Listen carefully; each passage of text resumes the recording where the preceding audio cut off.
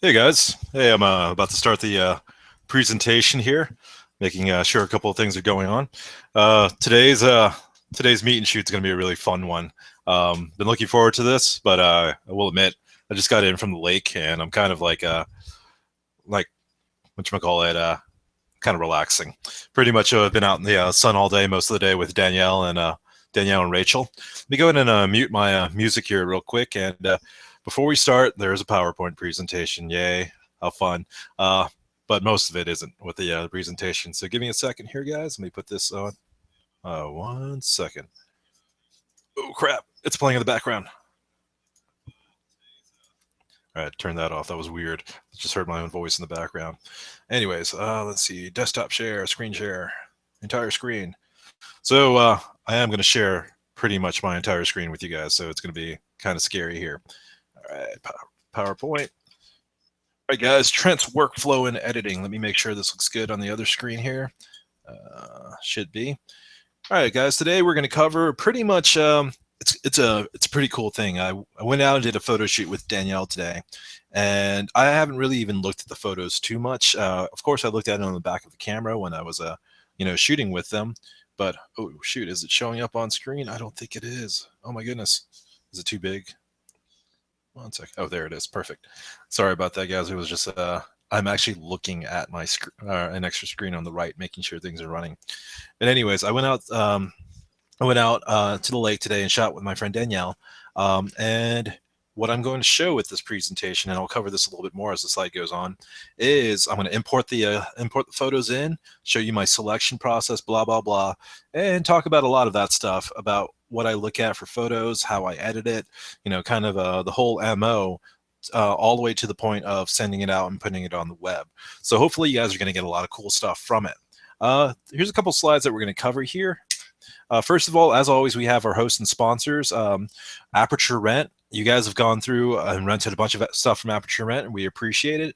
Every time you guys do, use the code MEETSHOOT10 and you get a discount. Also, if you guys don't mind, tell them that Trent or Meet and Shoot sent you. We get a referral credit that way too, but that's not really as important. It's just I like giving them business, but also making sure that people actually know that it's coming from us or so on. As always, Photoplex in the middle. Great venue up in Alpharetta. If you're a photographer and you need a place to do photos and you need a great studio location, it's an unbeatable price. Mike over there is an amazing guy. Talk to him. The special we have there is for Photoplex. If you get a membership of Photoplex, which gives you normally 2 hours, you get an extra hour for free for the first month, and it's only $50. So there's really no other place in Atlanta where you can pretty much get a studio for $25 an hour, and then tack on an hour more. So your first month for $50, you get 3 hours. You can do a lot in 3 hours in a studio setting. And LNS attorney at law, Houston is our lawyer, and he's a great lawyer. And we are proud to say, hey, use his services because we ask him questions, and he is a photographer also, and he gives good, honest feedback. Not necessarily, hey, you guys are doing great. It's a, hey, you guys should be aware of this, and you might be thinking something stupid. So he's a good guy, and he's an honest guy, and that's what I like about him. And he's a great photographer too. So if you have a chance, check out his personal work if you ever get in contact with him. But you get a free phone consultation with him, discussing anything you want. It doesn't even have to be related to photography, just anything related to law. Your host, that's me, Trent Chau. I've been a photographer for a while. I teach a bunch of things about photography. The main thing is if you want to see more of my work, if you don't necessarily know who I am, go to trentchau.500px.com, and you can see a lot of my photos. And something that I do for the photographers is if you go to that website, click on the image, and you will see the EXIF data, and you'll see all the information like focal length, camera, and so on. I love sharing stuff like that. For those who don't really know about me, I'm pretty open about everything concerning photography wise. I love what I do. I'm thankful that I wake up in the morning and I can do photography. I can teach photography and do photography related stuff. But I also am very much aware that a lot of you guys are the reason why we can continue doing this stuff, mostly at Meet and Shoot. We love doing these events where we're giving, we're showcasing a little bit of information and all that there. because you guys participate in it, you ask questions, you pay for the events, which helps us and stuff like that. And so, that's the thing, guys. If you ever have any questions and you just need some quick advice, if I'm free, send me a question and I'll respond back. The best way to do that is through either my Facebook page or my email, which is trent@trentchau.com. All right, moving forward. All right, guys, pre-order something really cool. We've been working on this a while, and we're actually going to work on it a little bit more. I'll go ahead and talk about that in just a second. And we're proud to announce that soon you'll be able to get your meet and shoot tips and tricks cards. Essentially, they're weatherproof, tear-proof, life-proof cards that you attach to the side of your camera bag or wherever you need to for a quick reference guide, just in case you either need pointers, need help, or so forth to get the correct exposure, to get like insight on composition and stuff like that. And so these cards, we had a pre-order, and it was promised for about mid-May. But for those who follow me on Facebook and so forth, we had a couple of things with the family concerning medical stuff that had to be handled. So things got put on the back burner for a little bit. So I apologize for anyone who pre-registered. We're still good for it, but the availability date has been moved back to June. So I do apologize for that, and I'm looking to do for anyone who put a pre-order in, expect something special from us. All right, so there's three different sets to start, guys. Camera basic cheat sheet, which talks about basic things like exposure, ISO, aperture, and so on. Portraiture tips, things like posing and what to look for, how to pose people to get the optimal results. And then studio tips, which is mostly about lighting, studio lighting, and what you need to do to get that quickly set up so you can both shoot inside a studio and potentially outside. So easy read text to quickly find the help you need. Also graphics and so forth to quickly guide you to what you want. So the reason why it's not just going to, or it's not like on a an iPad app or anything like that is we all know how it works when it's on your iPhone or your iPad or your Droid phone. Half the time we don't even like digging it up. Half of us are used to it, half of us aren't. We just like tangible stuff that's there. So imagine you're taking a break in between shots and you just need some quick inspiration. Well, the idea of what this thing is, it's right on your camera bag, and you'll lift it up and look at it, and it's there to help you. And so we take out all the steps that would bother you there, and we go from there. So 1 second here, I hear something in the background. Let me go ahead and mute that because I don't want to hear it. All right, guys. So the pre-order link is on meetup.com. Go to our meetup.com page, and there is a pre-order link for either the camera basics one, which is $15, or the portraiture tips and studio tips one, which is $25 each. Tell us which one you want, and as soon as it's available, we'll send it out to you guys. All right. All right, guys. So one-on-one classes, spring sale. It's actually going into a summer sale, guys, for April, May, and actually a little bit extension forward. It's only $100 per one-on-one session, which I teach. Cover all you need to know about photography. It really is all you need to know, guys. If you want to learn about your camera, if you're wanting to learn the basics of your camera, we cover that. If you want to learn a little bit more advanced stuff with it, cover that too. If you want to learn how to shoot with studio lights, we'll cover that. So photo editing software, lighting, and more. The only thing it doesn't cover, guys, is if you want a live model there. You pay for the education, which is $100, and you pay for the model. So I just want to go ahead and mention that it doesn't come with the model. It comes with me, which is worth $100. So sessions are 2 to 2.5 hours, or sessions are 2 to 2.5 hours tutoring sessions that cover what you need. If you think you need more, there is a bulk sale option. But my suggestion is try the first one, and I think you guys would love it. A lot of people have over the last year, we've had about 30 or 40 people who've had the one-on-ones, and I am proud to say a lot of them have used it because they wanted to professionally do something for their photography, and going to a school is great. The only problem is the school caters to 10, 15 people. And so if you're trying to make a business investment into it and jump into something and really learn something specialized for you so you can get quick returns, well, these one-on-one sessions really get down to it. But also, not only is it just, hey, this is the education, but it's also, this is my experience doing the same thing you're doing. Here's some things that you might want to be aware of that I've experienced too. And we can also, it's more of a not only just education, but it's professional consultation too. And so I highly suggest, if you guys want, contact me at trentchau.com, and I'll get you booked. All right, guys. Trent's workflow and editing. So today I show you what I do immediately after a shoot. I booked a shoot earlier today with Danielle at Lake Lanier. She wanted something to show off her new hair. This is a picture from last year, guys. That's on the left. She dyed her hair blue, and it is gorgeous, guys. I had a really fun time shooting with her earlier. So we start immediately from there. So essentially, I did, full disclosure, guys, I did look at the memory card because I was transferring photos last night, or that I shot of Sarah last night, onto it. But I haven't dumped these photos yet onto this computer at all. And so it really is starting from scratch.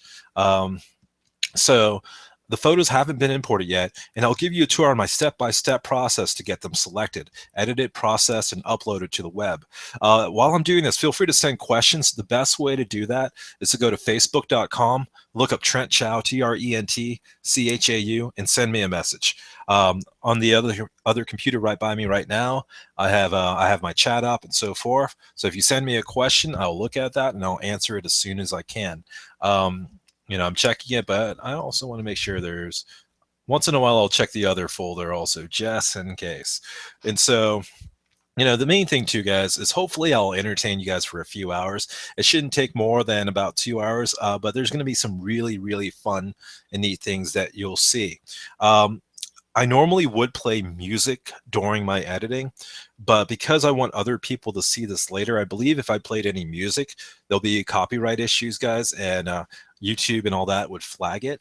And so if anyone knows later or knows about that, send me a message later. But I know on Twitch, if I have music in my broadcast, it'll purposely mute parts, and that's no bueno. So I want to make sure that we don't mute it. So if it gets boring and silent sometimes, guys, I'll try to keep talking, but just a heads up there.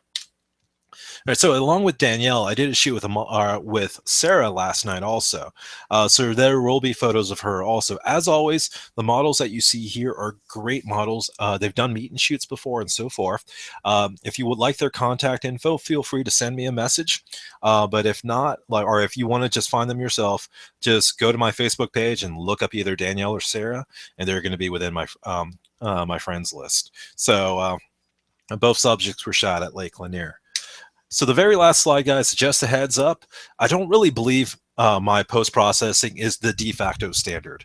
When this was set up, it's not all right, guys, come watch me do this because this is how it needs to be done. I don't believe in that at all. Honestly, there's probably deviations that I have, or things that I do that aren't the most efficient way to do it, or the best way, or the way that you want to do it. I just kind of want to share like my process, my MO, and hopefully from it you'll see, okay, that's pretty cool. Or you can send me a message about how you're laughing at me, and say, hey Trent, you're an idiot for doing that, and we can laugh together and spill some tea or like Coke while we laugh at each other's follies. It doesn't matter there, guys. I'm not really too serious about it, but I do absolutely love sharing like kind of the whole thing. And sometimes it's just one of those things where you can't ask a person a question about a certain thing. You just see it done, and then it clicks, and that light bulb in your head just goes off, and you're like, that makes that much more sense. For all the people out there who are really hands-on people, this is that hands-on thing where you see someone doing something that is routine in our life right in front of you, and you can say, okay, that makes a lot more sense than the way I've done it. One of the things I teach a lot of the students that I've had over the years is there's two ways you can get really good at something. You can learn a new way to do it. You can learn a completely, or create something completely new how to do it, or you can do what you're currently doing to get the job done, but do it more efficiently and faster. And so what I'm hoping for today is some people might see my workflow and say, okay, I've never done it that way before. I've learned something completely new. And then the other half of you will look at it and say, okay, I've done it this way, and I've done it for a long time, but I didn't realize you can just take that step and do it there. that's what I'm really hoping that you guys will get out of this, just to go ahead and pretty much catalyze your self process, your post processing, but kind of see it like what I do, and and then in the end, just do a little bit, be a little bit better at it.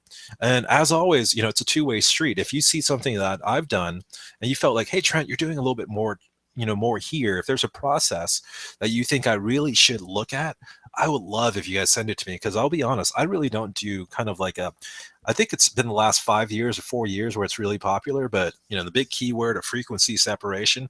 Well, this guy right here, I don't do it. And so like, you'll probably see none of that tonight. And I wouldn't mind, like, us sharing tidbits to say, hey, Trent, I really think in your post processing, this is going to be really worth it. Let me see here. A couple heads up though too, I have 2 mechanical keyboards at my desktop, so you will hear a lot of that. And I have a very old chair. Let me see if I can make the noises that you will hear a lot too. So I apologize for that. If you hear the clicking and typing, that's me responding to people who messaged me over Facebook and stuff like that. And also, just the chair once in a while. I hope you were entertained and you get a few things here and there that might make you go, aha. That's the main thing I'm counting on, guys. So 1 second, let me check up a few things here. Got people not sending in anything yet. Make sure this is all right. No comments just yet. Another thing too, guys, I do have it loaded up on my YouTube page, or on our YouTube page. If you don't know where to leave me a question on Facebook, or you don't have a Facebook, feel free to leave a question as a comment on the YouTube page itself. All right. So going back to this, guys, 1 second. You can probably see my whole desktop here. No. Go to Google Hangouts, screen sharing. Let's stop that. Let's get you back to me. Hey guys, so this is the memory card that we use for the shoot today. I want to go ahead and point this one out. This was the memory card that was on sale on Amazon. Big thank you to all you guys who bought some when it was on sale, like last month, I believe, like 15 of you guys bought it when I put the link up on meetup.com. And so these pro cards, pretty much almost 100 megabits per second for only $30. It was kind of a steal there. So, all right. Stella wrote, "Hey, I'm hoping you'll get into a little bit in Photoshop." Guess what, dear? I am. We're covering the whole MO tonight when it comes to that. So before I go ahead and stick this card in, I actually kind of want to share a little bit about kind of like my work area and so forth. What you'll see here is that's my main rig right there. That's the other one that is pretty much has Facebook or so on up. I do a lot of video gaming, so it's kind of it's kind of horrible that way. Something that I actually really want to share, and this is kind of silly, is excuse the super dirty mouse pad, guys. If you haven't done it yet, you're at your computer quite a bit. Get a really good mouse. A really good mouse has really accurate DPI, and it's just easy to use. Some people like Wacom pads. There's nothing wrong with that. I'm not a Wacom person, but there's good results you can get with that. But a good mouse makes your work so much easier. I use a G700S, and over here is a G700. Got to give a big a big shout out to my boys at Smite right there. I play the game quite a bit. All right, so the G700 is pretty good, but something else also is I've finally upgraded to this biggest. I should have done this a long time ago, but a USB 3 reader right in my keyboard that I can load images with. So I'm so thankful for that. Give me a second. Let me get this going. For anyone curious about computers I'm running, I run 2 i7s over here. One of them's an i7 4820, and the other one's an i7 4790. Being the boy I am, I have them both overclocked. i7s have been better for me when it comes to post-processing. They've been great. And so I plugged the card in. Let me go ahead into screen share again. So yeah, both of them are pretty good computers, and they do really well there. Let me make sure everything's going over here. All right, so we plugged the card in. You got Lightroom up here. Let me hide this because that doesn't need to be there anymore. All right, guys. So during the import process in Lightroom, normally I would click copy as DNG. I've done that for quite a bit, but I'm not going to worry about that now. I'm just going to go ahead and leave it on copy, and it's going to directly copy to the folder that I want it to go to here. Do I have enough hard drive space? Yes, I do. So, all right. So here's our pictures, and we do have one surprise visitor in here. I think most everyone knows her, Miss Elizabeth. I shot with her last night also, Patrick and I. But these are photos all from today. Hey, let me make sure everything's up and running on this end over here. Let me see here. Perfect. Checking in on some stuff. All right, so it's looking good.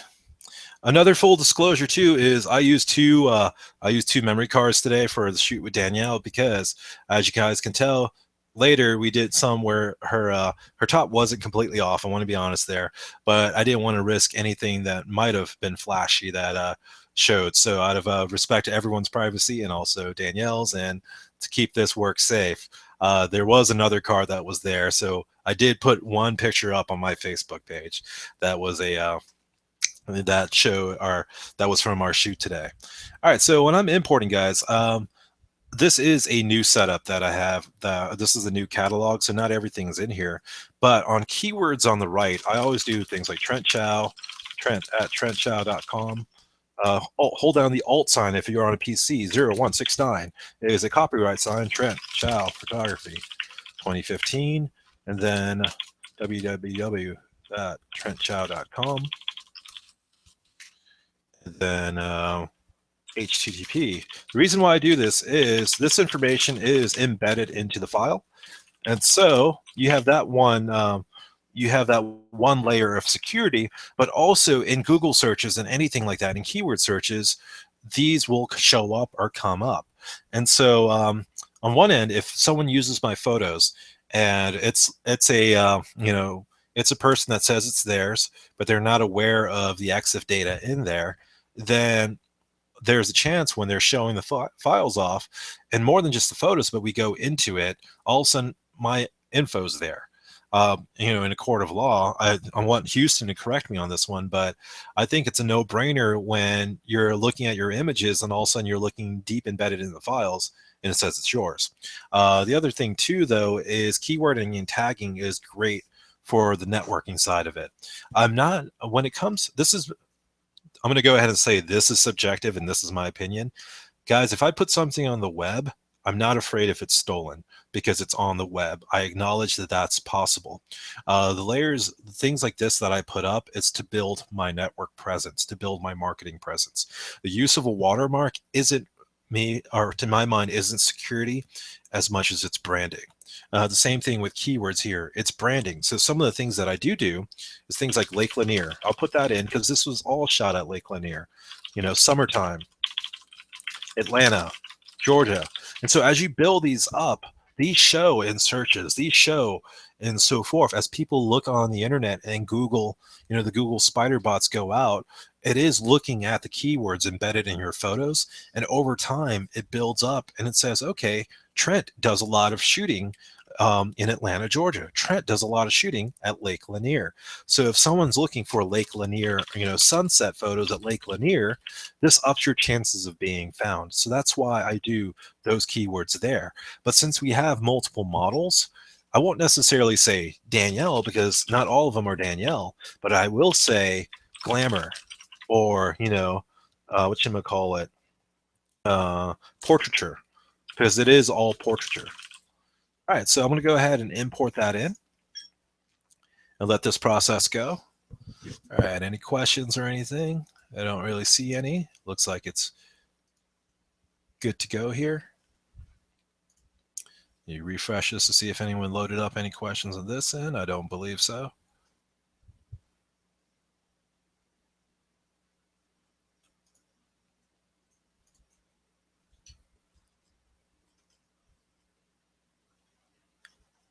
I assume everyone's a go here. My normal crew, these guys. My normal crew is out at the lake right now shooting Johnny, and I think Jamie's busy up somewhere in New York, and Patrick's all at the lake, and here I am sitting inside and not at the lake. So guys, I love you. That's how much I love you. I could be on the lake right now just doing photo shoots, but no, I'm not. I'm here.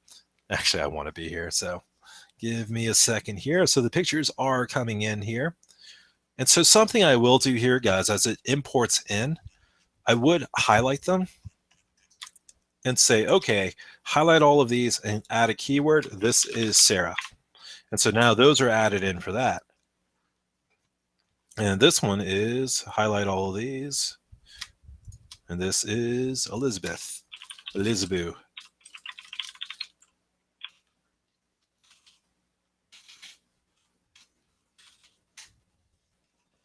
These are all importing in right now. So something I will start doing is actually just give a gander. If you guys notice, there's a lot of duplicates. I shoot JPEG and I shoot RAW. The RAW files are in color. The JPEGs are either in black and white or something else. And I kind of keep both because storage is super cheap now and super easy. So, I just use both files. The reason why I shoot black and white is let's compare these two files right here, X and Y. And so with the color file, you have the same tonal range, kind of the same tone, but in the image on the left, which is the black and white one, I could really see where the light's coming from. If I need to fix lighting, it's harder to fix lighting than it is to fix color in my mind. And so when I shoot black and white in my camera, I can fix immediately what I believe is the most important thing in photography, and that's light. So I will shoot black and white in camera, and the results are, what you see left and right. The raw file is in color, the JPEG file is in black and white. If anyone's wondering why the files are off over here on the right, for some reason, Patrick and I were talking about this. When our cameras import in, it puts in this wacky white balance that's locked at like 6,300. I believe the white balance should be roughly about 52. 5,200. And Houston actually just wrote back to me. He said, good point about embedding your info in the EXIF. Very strong evidence if someone tries to pass your work off as your own. So thankfully, that was a reinforcing statement, guys. So it is one of those things that you can do where if you embed your information in, it's an extra step or it's an extra safeguard for you to protect your files online. Just a heads up, it's not the end all be all. You can purge and remove data afterwards, but you are protecting yourself from your general person who's trying to take your info, someone who may not know that. So, it's one of those things that you could do as a further safeguard to protect your work online. Something that's useful too for those who don't know is when you do import, there are certain keywords. I forgot exactly where, but when you put it in, it's immediately what's uploaded on Facebook. If someone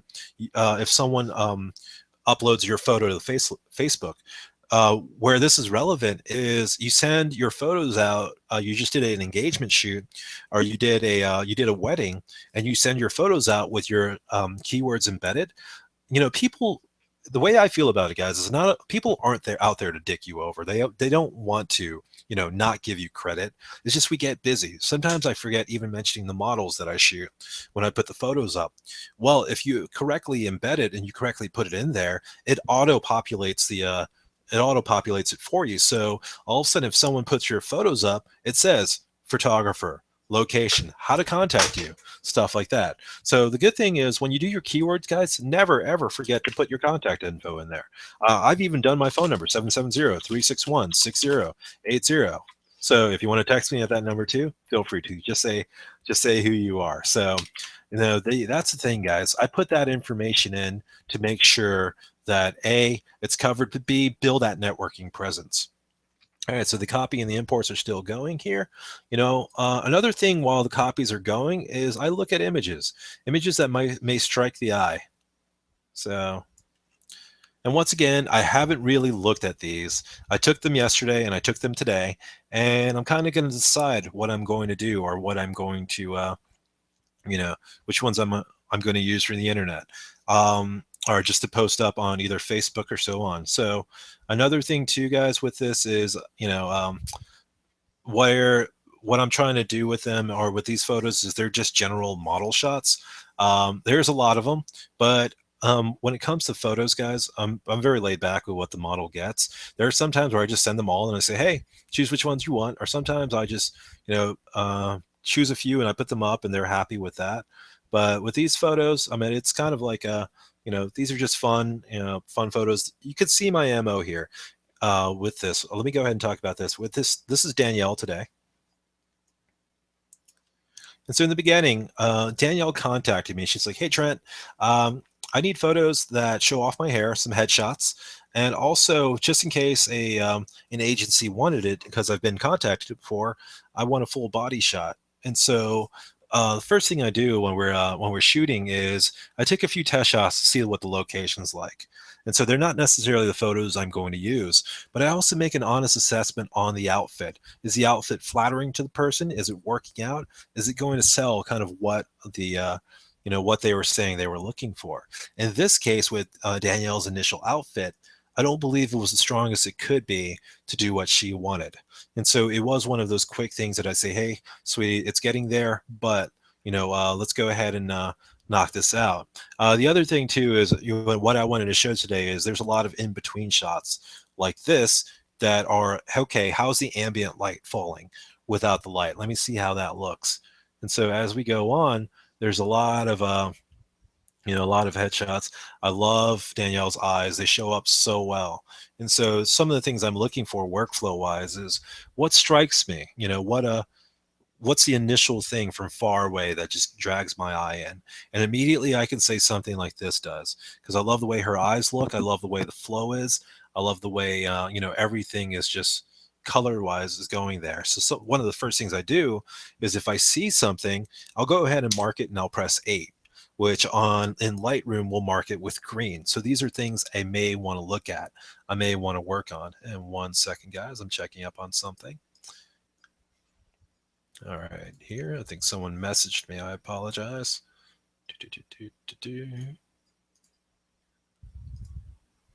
All right, none there. All right, so going further, so I'm looking through the files. Let's start with Sarah too. Up here, things that look great from far away from me.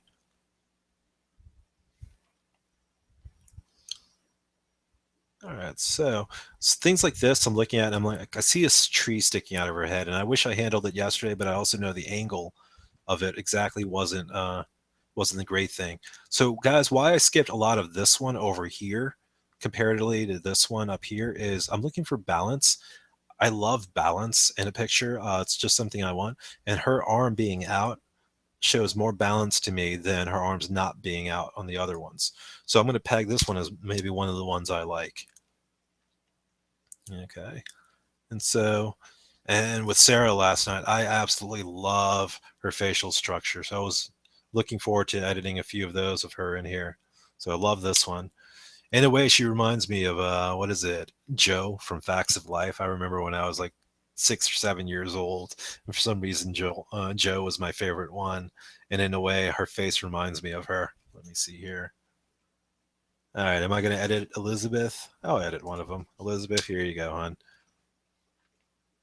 I see that these were shot at Lake Lanier. Used a studio strobe, which I use an Alien B VLX with a Einstein, and this was a softbox or sorry, this was a Broly box yesterday, and we used a beauty dish today. And so let me see here. There's a lot more I'll choose, guys, but I'm actually going to keep it light. So I'm going to just choose a few here that I like. Sarah was a trooper here. She was standing right in the middle of, or right in the lake. Doesn't look like it, but she's a rock star there for doing that. Let me see here. Got an umbrella. Got that nice sunlight in the background. These were a maybe for me, and I'm going to choose one. They were a maybe because I didn't necessarily like the amount of brown that was down there. Let's see here. Perfect. Oh, she's smiling on that one.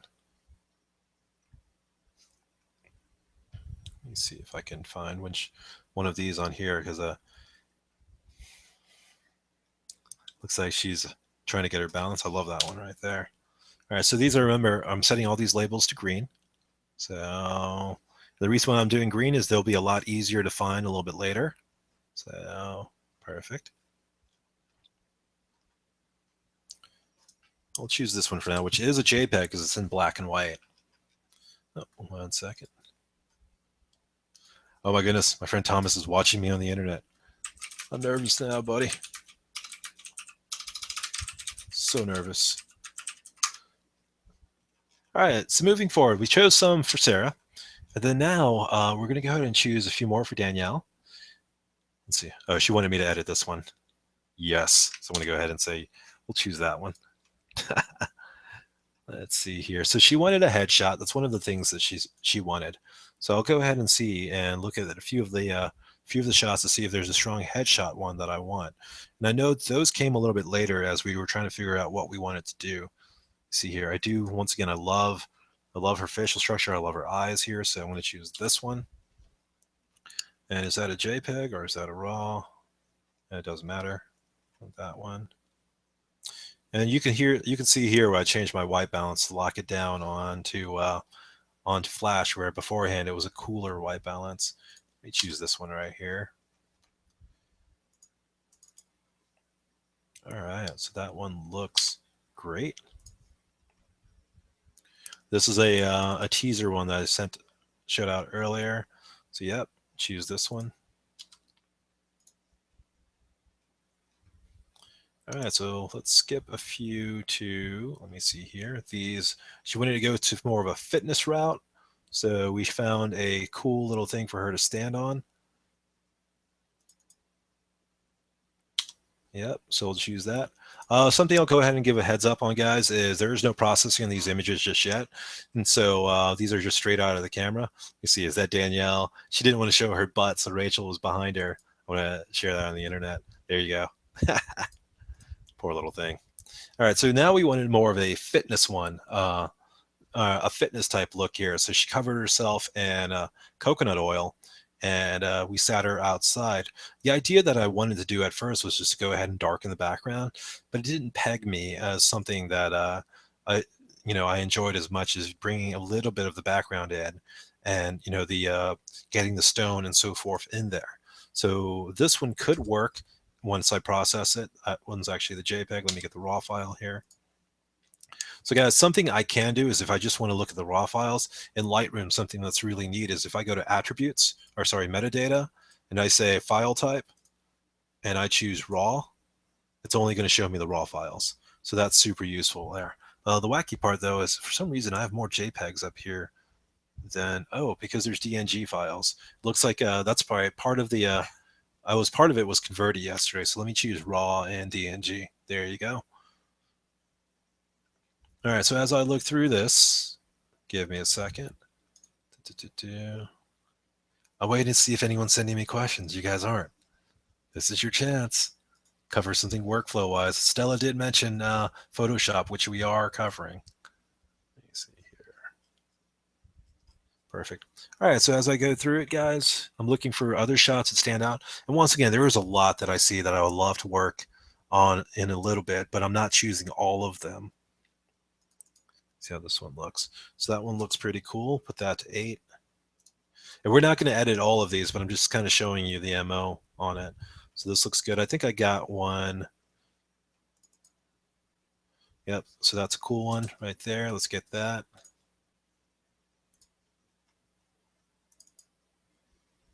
All right, so she wanted a fit shoot, and I think that one hits the bill right there. All right, so that one's kind of the same, but we'll put it in. And I love kind of the feel of this one. Let me see if this looks a little bit better over here.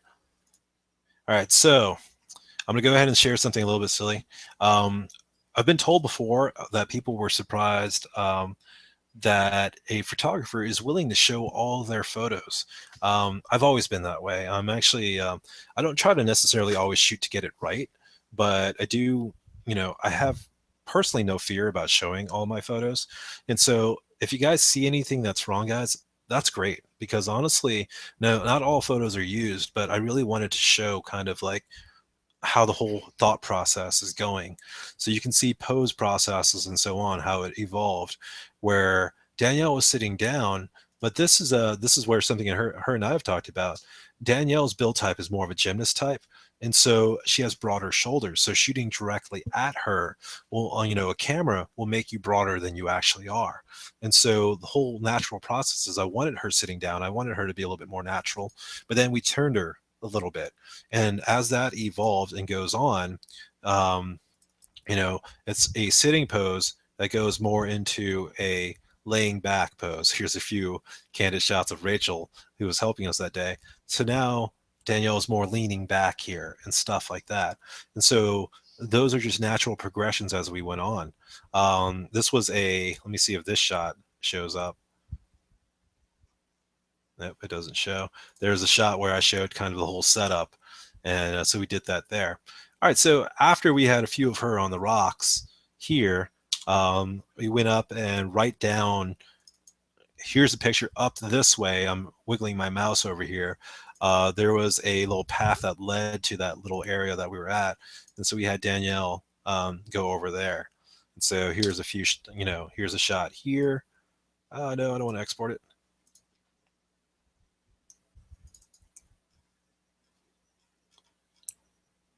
All right, so yep, that one works.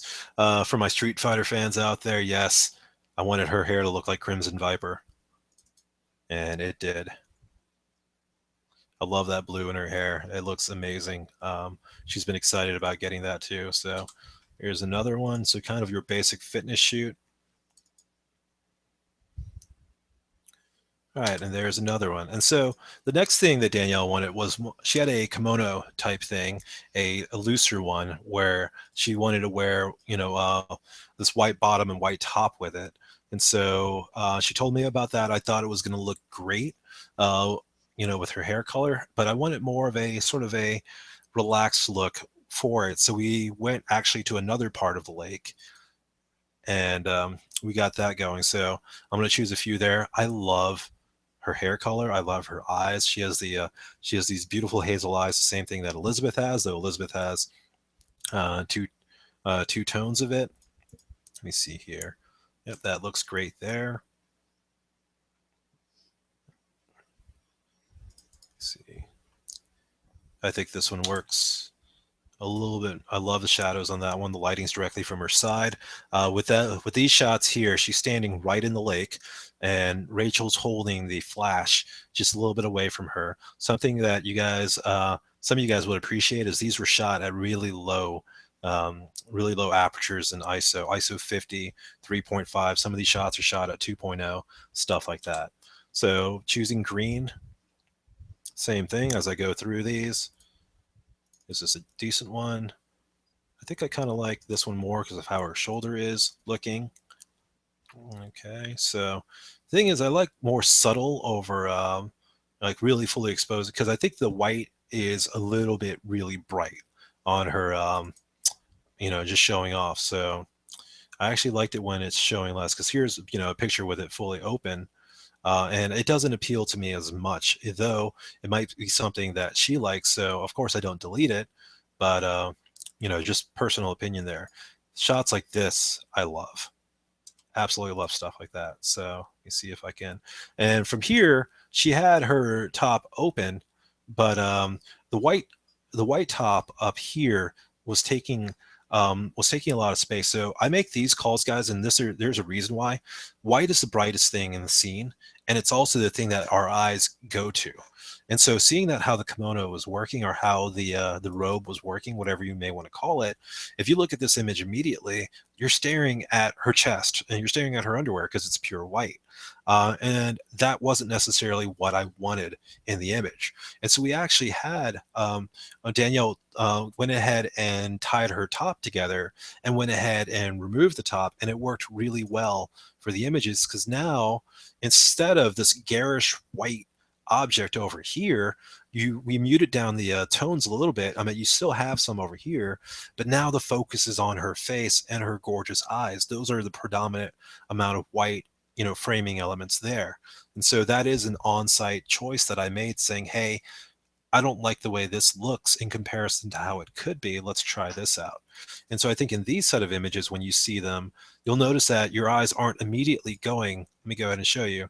I mean, it's as much as we like to joke about it, like it's lingerie or so on, guys. It's actually your basic, like your basic how your eyes work. If I click on this one, which is overexposed, your eyes your eyes tend to immediately go to the brightest part of an image. In this case, her face actually competes with it too. Where if you kind of take the same angle and the same look, you know, this one's a little bit blurry, but you take the same, and let's actually go ahead and make it the same angle here.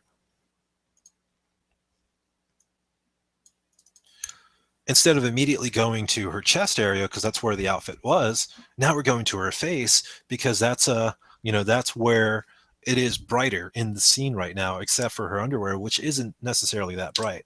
I'm going to go ahead and set that one to green also. So those are the things I'm looking for, guys. This is once again part of workflow and processing. When I'm looking at the image, even though I shot it, what I tend to do is immediately look away from my screen, which is why it's useful having two screens because I can look at someone texting me or someone writing me, and then I look back and I say, okay, what is the first thing that I'm looking at? And so that's uber important. One second. So that's uber important to me because one of the I love this compliment, and I'm trying to remember. Oh my God, who gave it to me? I think it was Audrey, but so forth. One of my favorite compliments was, "Hey Trent, you shoot like boudoir and you shoot glamour like a lady would shoot it." And why that's really important to me, and it sticks in my head, but it's always been this way, is where do the eyes look? Where do your viewers look when you're looking at an image of a person and so forth? In my case, Danielle is, a friend of mine. She's important to me. I've known her for a while. We're pretty close friends. And I like when people see that she's a beautiful woman, which she is, but also it's her. It's just those eyes. She has incredible eyes, even her hair and stuff like that. And then it shows, you can tell that it's two people comfortable working with each other. All right, keep on going. Let me actually ask.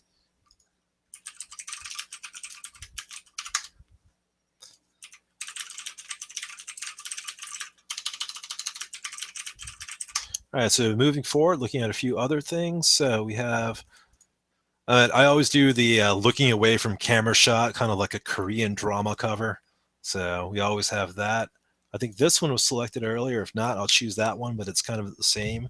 It's what's been chosen before. Okay, and potentially this one.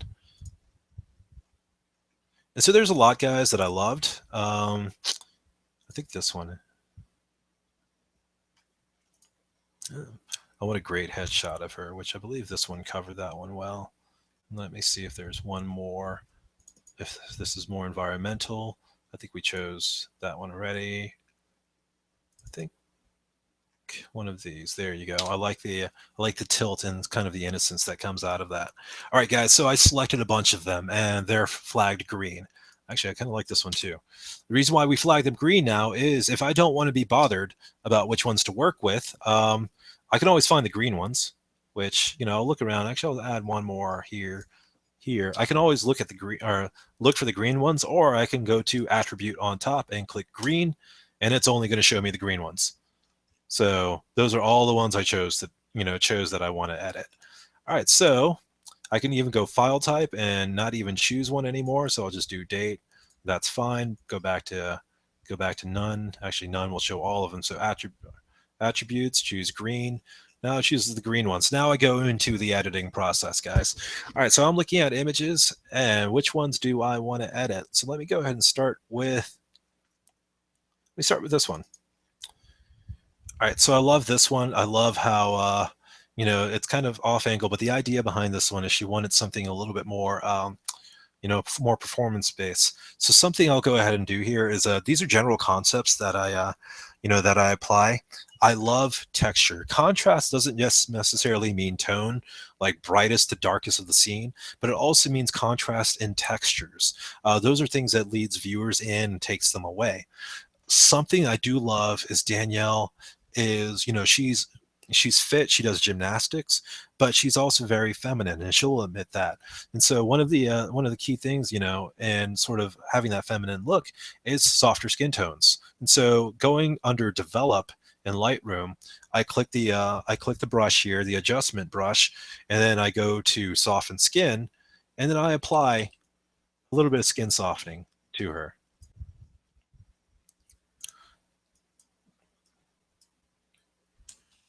And I'm adjusting here and there, adding in. And so if I hit, I believe, O, it'll show me where I've drawn. So now I can draw where I know I want it, but we accidentally missed some. So about right there.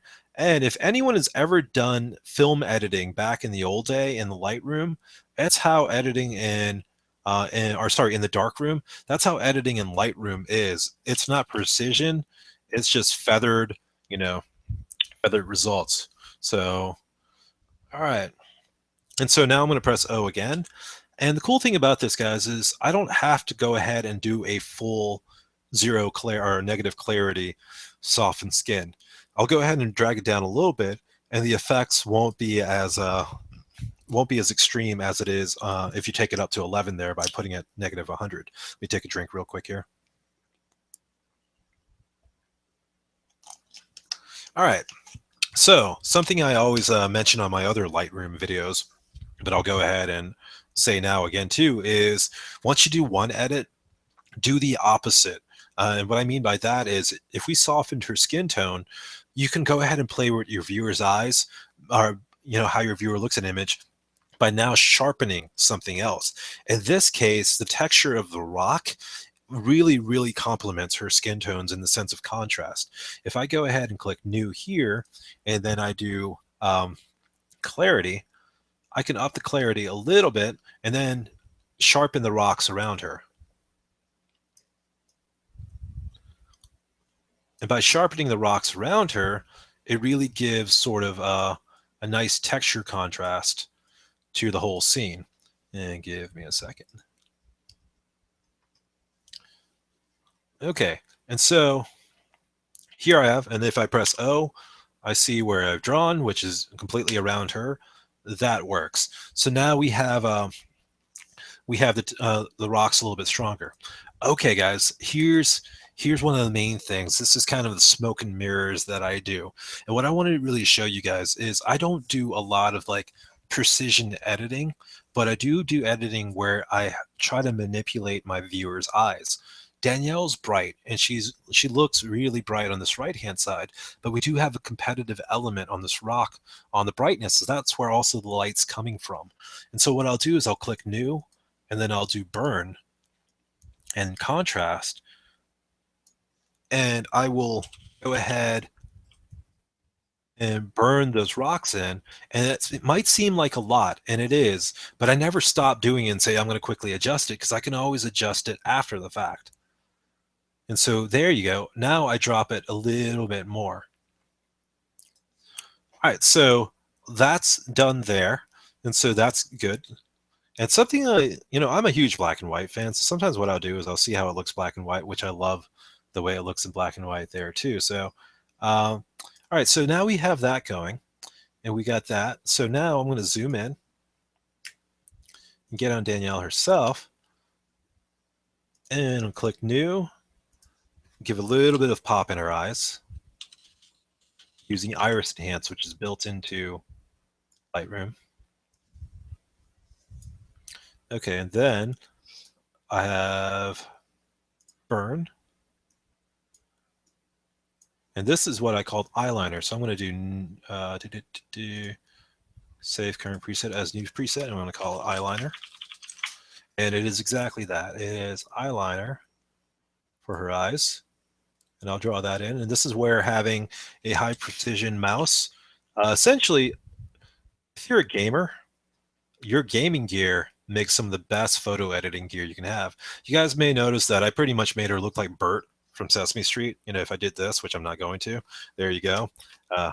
Sorry, Danielle, if you saw that. But the reason being is you can always darken it like that, or you can always lighten it. And why is that back? That shouldn't be there at all.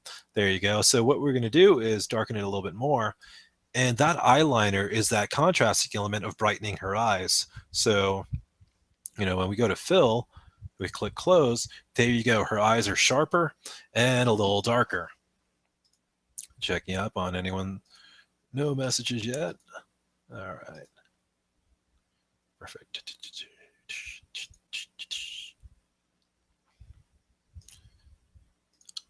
You guys are always so quiet online. Here I am just asking for one message. But anyway, so we have that going. All right, so let me show you guys something else that I do that is very popular with fashion magazines. And that's you have your tonal range now. And now you're going to paint in contrast and darkness. Give me a second, guys. Get the phone ringing. I have no idea who just tried calling me. Let me see if I. Nope, no idea who that is. 1 second. I was thinking someone's going to try to call me and say, "Hey, cover this," but send me a message if that was you. All right, so I'm actually going to do a burn first, which is darkening or lowering the area. So I'm going to do burn and contrast, and I'm going to draw that in where the shadows are.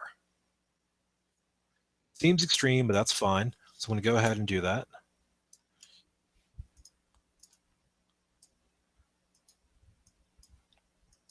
So this is kind of a fashion magazine thing. There's a little bit of a burn there, and now you do the opposite. Do new, and then you do brightness, and you draw lines where the highlights are.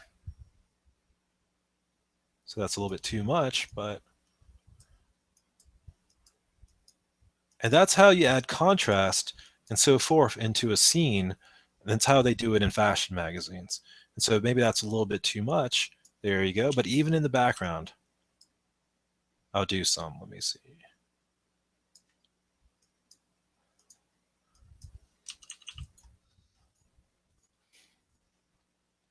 All right, so this first image right here, in my mind, is done.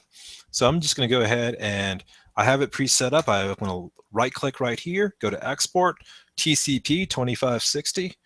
Go ahead and export that out there. And so that's going to create the cool thing is all my computers are connected via Dropbox. And so if I go to Dropbox and I go to Atlanta Events, 2560, untitled export, this is the file that you guys see, or just saw that I was editing right there. And so quick and easy with my edits, I'm going to go ahead and do this. If you guys are on Facebook, I'm going to go there right now. I'm going to go to Facebook.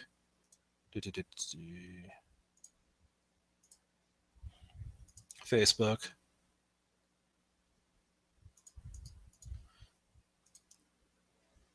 Let's see. Hey, Stella, I know that you don't want to miss anything, but this is actually being recorded, and you can actually go back anytime you want to watch any part of it. So just in case, feel free to always ask me questions because I'm gonna make sure we cover anything you guys want there. All right, so exported that image, and if you're on Facebook now, guys, I'm actually immediately uploading it, showing.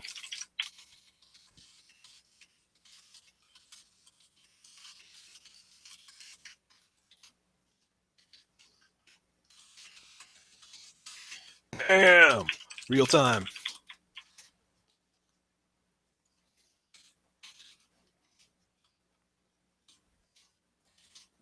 So, Daniel, right? Shot at Lake Lanier.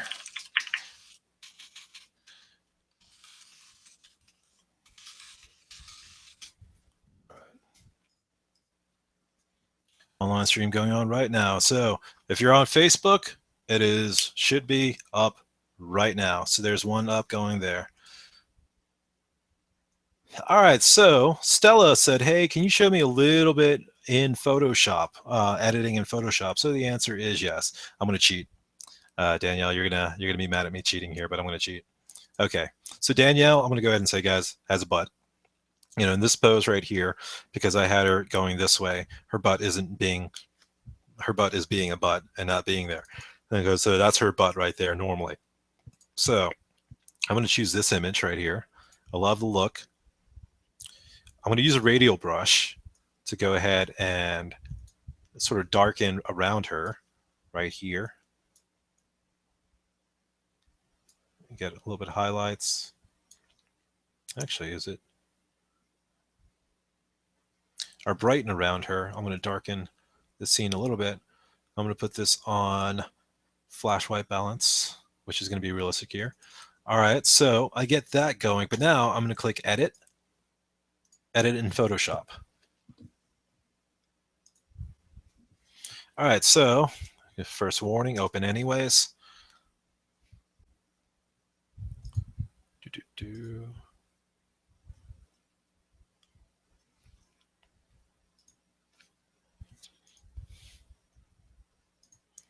All right, so now Danielle's up here in Photoshop.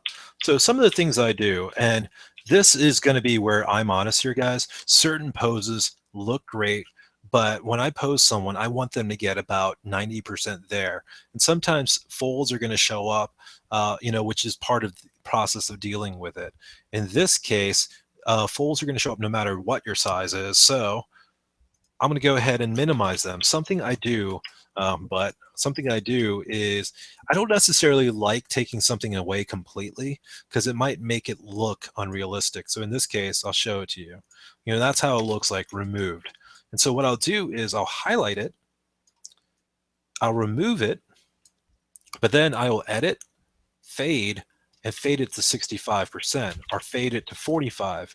And that's going to leave it there, but not as pronounced. And so once again, the fold is there. It looks natural, but it isn't completely as apparent. So let's say her shoulder blade right here is something where you quickly notice that because it's heavy creased. Well, it's natural to have a shoulder blade there, but if we wanted to tone it down a little bit, I'll bring this back to 45, and there you go. So I highlight it, I patch it, and then I darken it up there. All right. Or sorry, then I fade it out. All right, so a little bit of a mole here, same thing, edit, fade, patch, 50%. This is just a bite, so I'm going to go ahead and remove that. When it comes to editing things like pimples or so on, if it's something that's not permanently there, I remove it. If it's something that is like a mole or so forth, I do exactly what I just showed you guys there. I highlight it, and I don't make it as apparent as it could be. Let's say make this one for an example. And Danielle, your butt's all over the internet here. So edit, fade, patch, 50%. So now that mole's still there, but it's not as apparent as it normally is. All right, so other things I use Photoshop for, and this has been shown before, and I'll show it again, is liquify. Liquify is the main reason I use Photoshop now. Most of all my edits are done in Lightroom now when it comes to portraiture. All right, and so this is where we hit Photoshop to a bigger, or doing what people are going to say is either, that's way too much, Trent, or that's way too little. I'm going to go ahead and go to in the midline here and say, I do liquify. I do try to keep the natural pose of someone, but I understand when I'm posing them too. Sometimes I'm putting them in positions that aren't, isn't ideal for the whole body. And so I will make changes that seem natural, but isn't purely 100% natural. In this case, because of the position of Danielle's butt and Danielle's feet, her right cheek isn't as pronounced as her left one. And so that in my mind is, something I can justifiably do and edit. And so something I will say too, and this is my personal belief, guys, and this is necessarily something that you have to agree with, but I'll go and say it, is we are in a very vain industry. As photographers, people want to look good.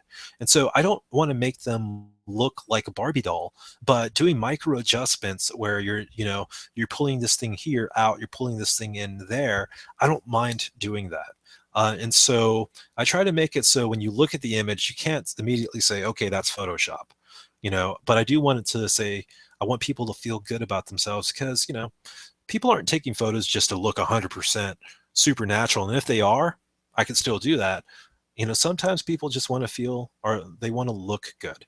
And so in this case here, I think her right butt cheek looks, her left butt cheek looks fine. It's funny that I'm talking about butts here, but whatever. This is kind of where we've gone, guys. So I'm going to go ahead and press F in the liquify tool, and that's going to paint an area that's going to say, don't touch this at all. So we're going to make sure we don't touch that at all. Also up here, we're going to touch nothing there at all. Okay. So this part right here is what I want to push out. So I'm going to go ahead and hit W, and that's my warp tool. And so now I can start pushing that out. The only problem is I'm having an issue right there because of the way the underwear was falling. And so what I'll do is I won't make the brush as big. And so there you go. I push out just a little bit, and then I also fix here. So now I freeze this.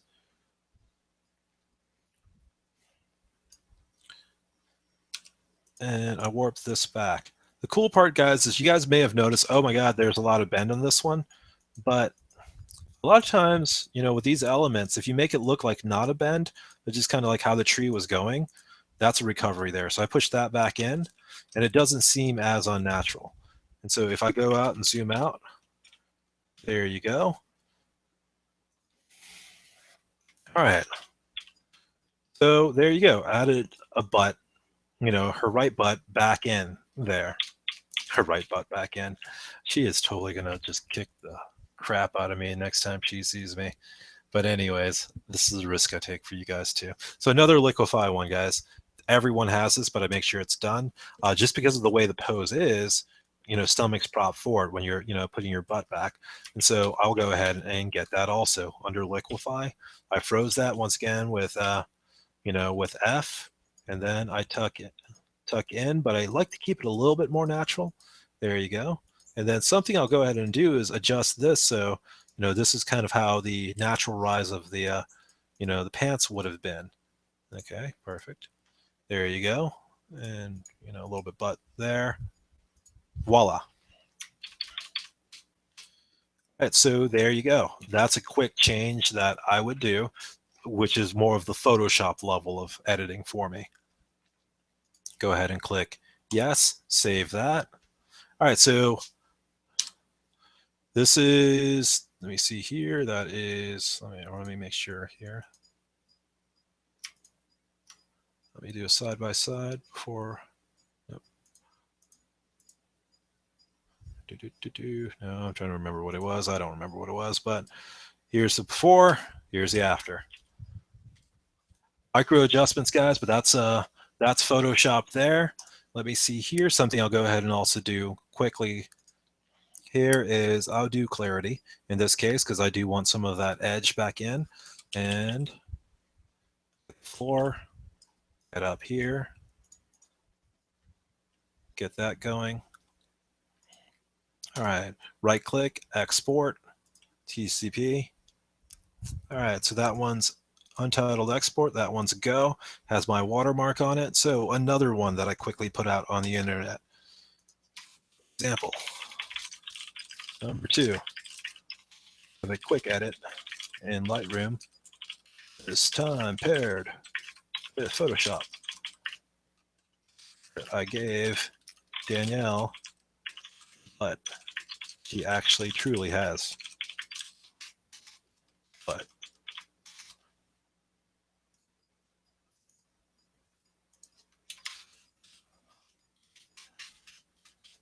yes, Danielle, under butt.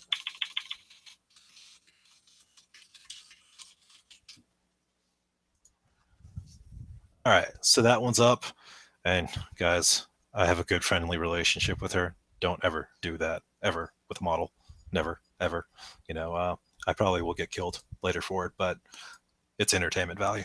Anyways, as we go on forward, let's see here. We got a couple shots already that we did with Danielle. Let's go ahead and go on one with Sarah here. All right, once again, I love Sarah's facial structure, so I was really excited about shooting with her. Stunning lady. It was a pleasure working with her yesterday. And so we found this honeysuckle field that was at Lake Lanier that I shot with another model named Danielle a few days earlier. And I was really excited about getting more models there. In this case here, there's a tree stuck out of her head, but I'm not super nitpicky about that. At least it's not going right through the middle and at the same angle as her head. So what I will do here is, this is subjective, but I'm going to crop a little bit in because I love that extra stuff up there, but I do think it was taking away from her. And so So we got that going here. There is a tilt to this. So that's, that may be something that you like. It may be something you don't like, but it's one of those things where, in this case, I'm going ahead and keeping it.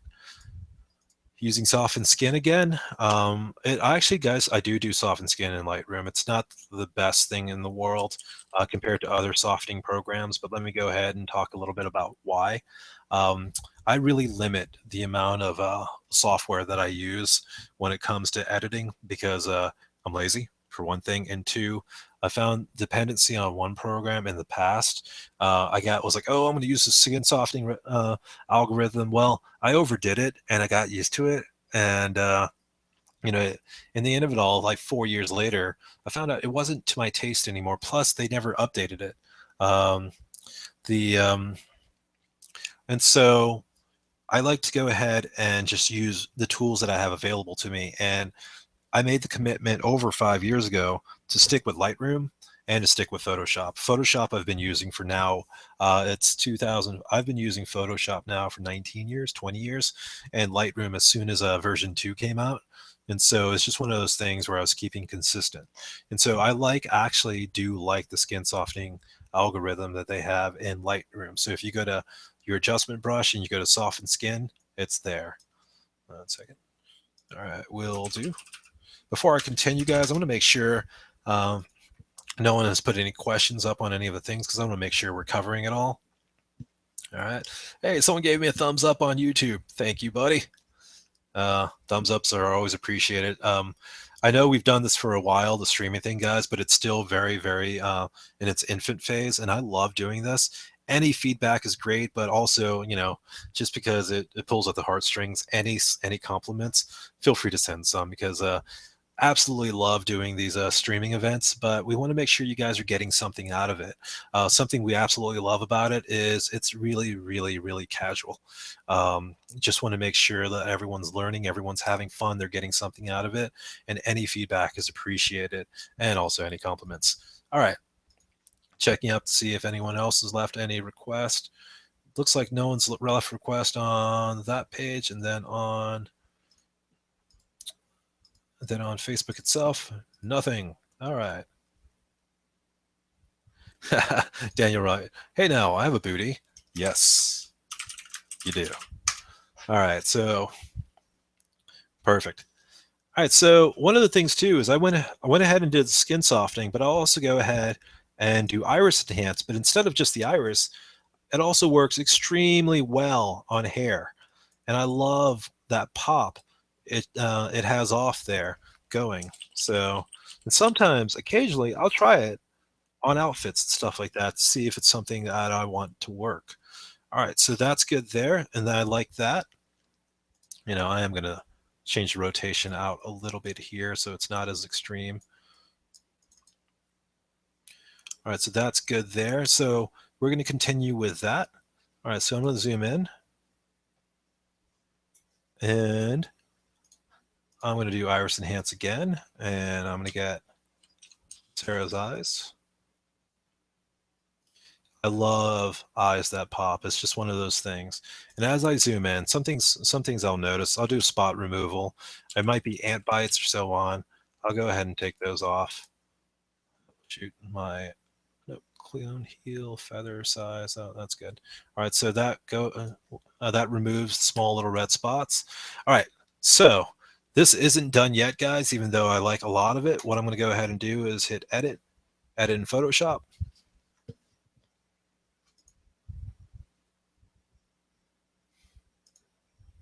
Got another thumbs up. Love you guys. All right, let's see here.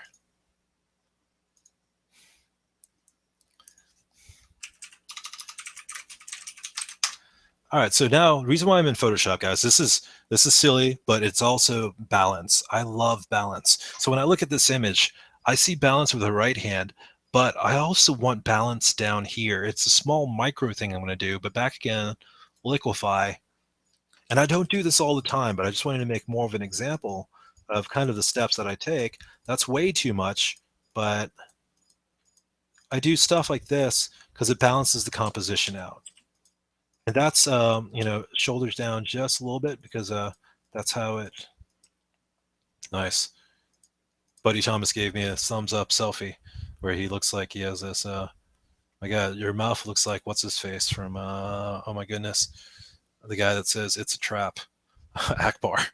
But anyways, Thomas. Anyways, so we got that going, and then something we can do too is give a little bit more emphasis to her hair right there. So there you go. All right, so that's good there. And that's all I'm going to do there, liquefy, guys. It's actually just a little bit of balance element that I added there. Something that isn't extreme, but adds to kind of her, you know, kind of the balance of the whole thing. Go ahead and click close, click yes, save it there.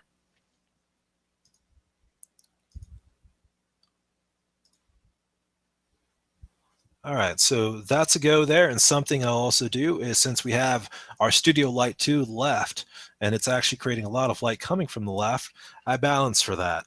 Not necessarily darken this whole thing like this, but darken it so the corners are a little bit dark, because now your eyes, instead of going directly to this whole left side, will actually go more to here, which is what I'm, wanting to go ahead and show more. So let's click library, or actually let's click right click, export. And the reason why I'm exporting and immediately putting them on Facebook, guys, is because I want you to be able to go ahead and just look at them, go to Facebook and click on them and see them full size. So they're uploading at 2560 by 2560 wide edge resolution. And so in this case, tag Sarah. Sarah, big thank you for being out there.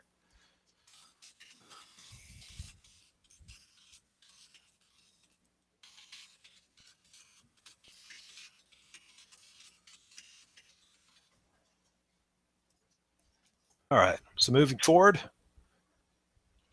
Stella had a request, something I showed her, and I'll go ahead and show you guys too. I do a light ray effect in Photoshop that is an interesting one. Essentially, it emulates kind of beams of light. So what I'm going to go ahead and do is look at this one and say, okay, it works with this guy. So I'm going to hit, let's say I like the edits here. I'm going to leave it here. I'm going to edit in Photoshop.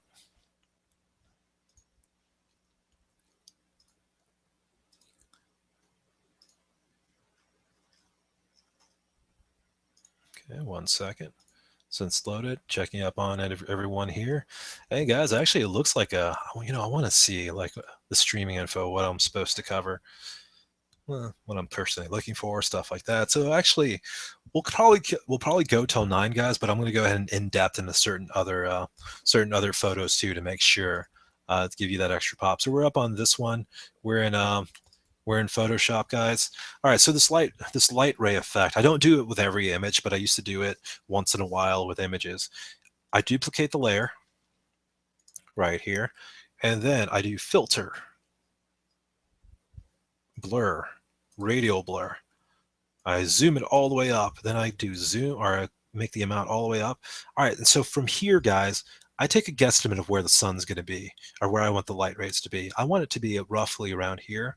So in this box, you guesstimate where that's going to be. There's no precision there. Unfortunately, this perfect rectangle, or this perfect square, represents your rectangular image here. So you have to kind of guesstimate where you want it to do. So I'm going to choose zoom, good, click OK. And now it's going to render this blur. If you don't have a fast machine, if you're on a slower machine, it's going to take a long time to do that.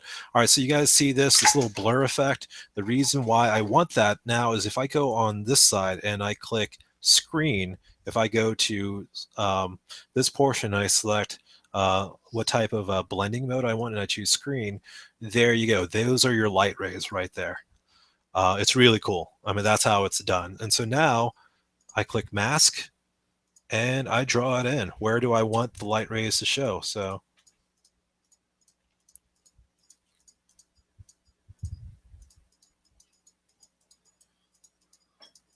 oh shoot, click the wrong thing. Perfect. And so if I click some places where I didn't want that much, oh my, did I full screen? There you go. No, I don't remember how, and I'm put on the spot, so I'm gonna just leave it right here. Someone messaged me. Comment on my status. This guy commenting on something I said earlier. If you ever want to be inspired on Facebook by random quotes from some guy who has no idea what he's talking about sometimes, feel free to friend me on Facebook and you'll see inspirational quotes once in a while. That's what Houston just messaged me on right there. Okay, guys, so if I drew something here and I want more light rays in, if I press D, X is going to switch your brushes left and right in Photoshop. So I'm going to go ahead and say I want more sun rays right here. I'm just going to draw it in. Then I'm going to take that out. All right, perfect. And so she looks angelic there. So something else I'm going to go ahead and do is duplicate, overlay, filter, blur, Gaussian blur. Okay, so it gives her a nice little glow effect. Change that opacity down. There you go. And so now we have a kind of double whammy of a sunlight coming down on her.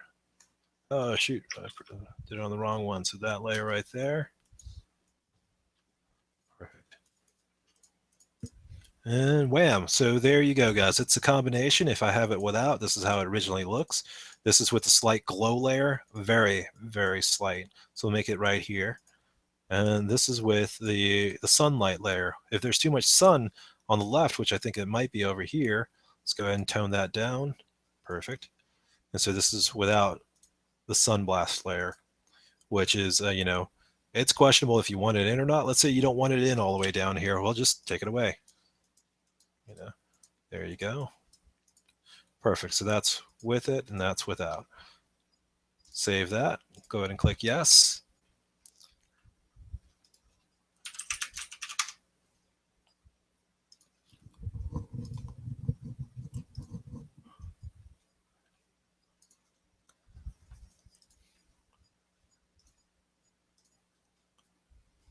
Oh, so many things, cool things happening for people tonight. Keep on forgetting that everyone's graduating and all that. All right, so here's the picture now. So I'm going to develop, soften skin tone, same thing. I'm actually going to go ahead and complete it here.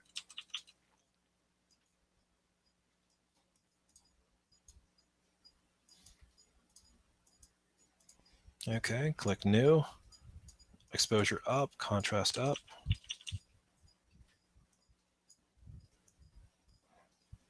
Okay. New, iris enhance for her hair.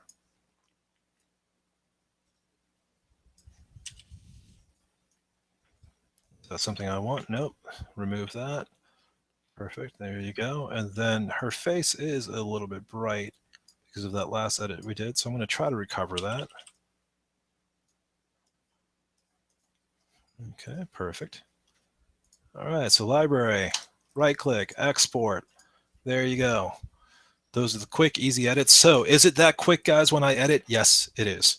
I try to quickly get images done within 15 minutes. And this is where I'm going to go ahead and say, that is not everyone's cup of tea. And it shouldn't be everyone's cup of tea. I'm going to go ahead and call out Eric here. Love you, Eric, but one image from Eric will take 8 hours, 7 hours. And I love that because there's a commitment he puts into it. There's love he puts into it. That is his timestamp.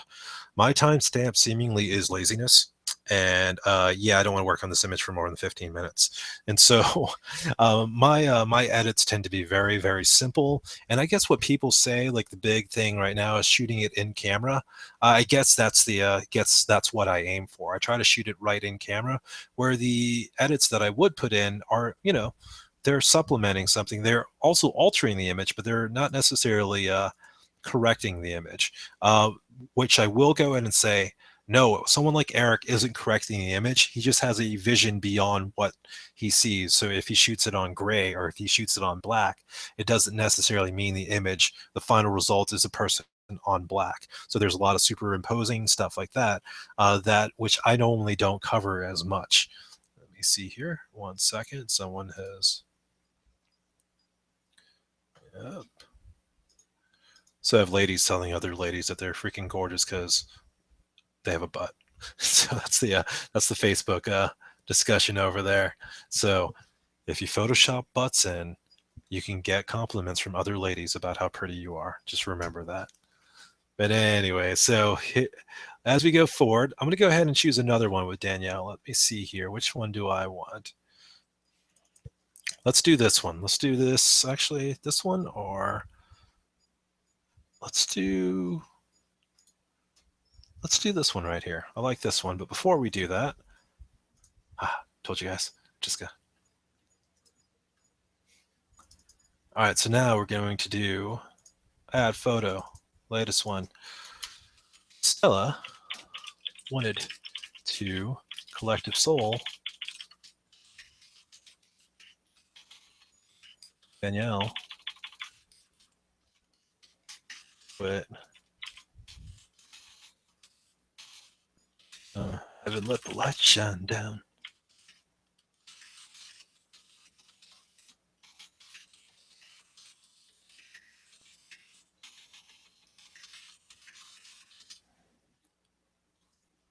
All right, so there you go. We added the picture up where the light's coming slightly down on Danielle, and she looks so pretty. I love the classic lines of her face and stuff like that.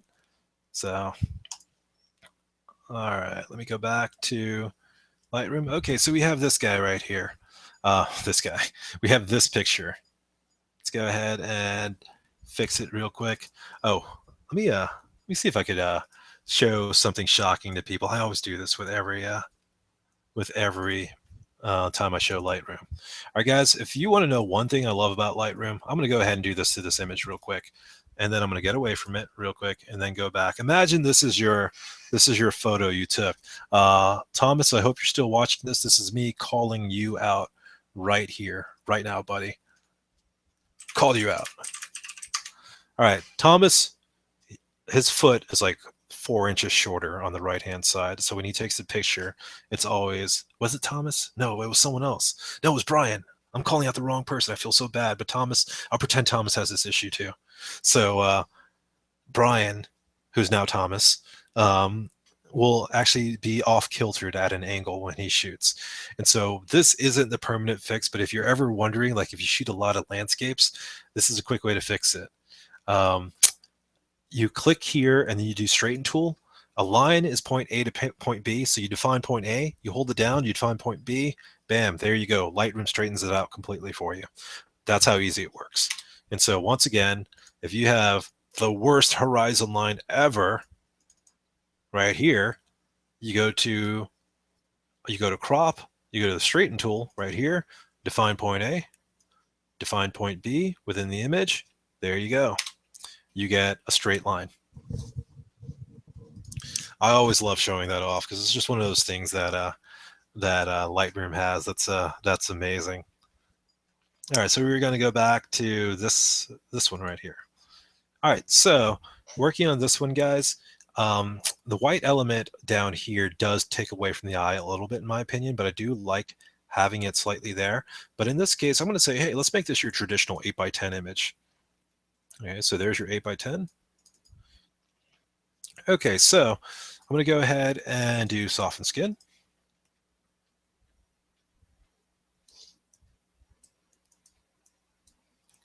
And then I'm going to do iris enhance. And that's iris enhance on her shawl and her hair.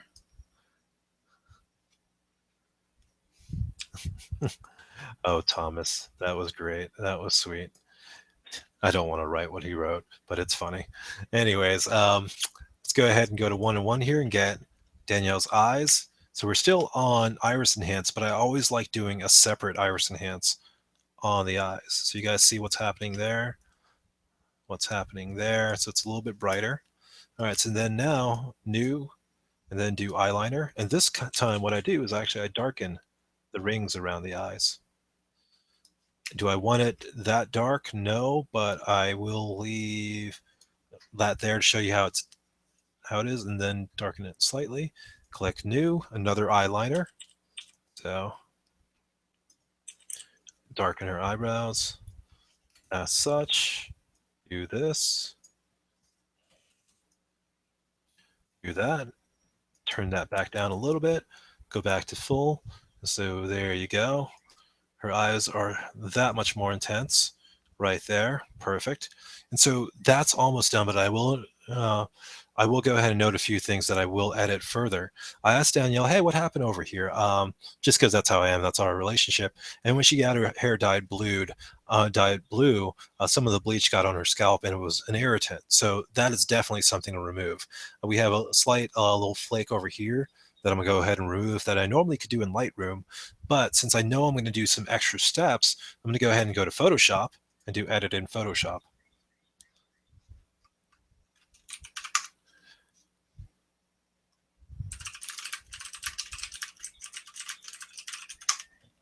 All right, so now I'm in Photoshop.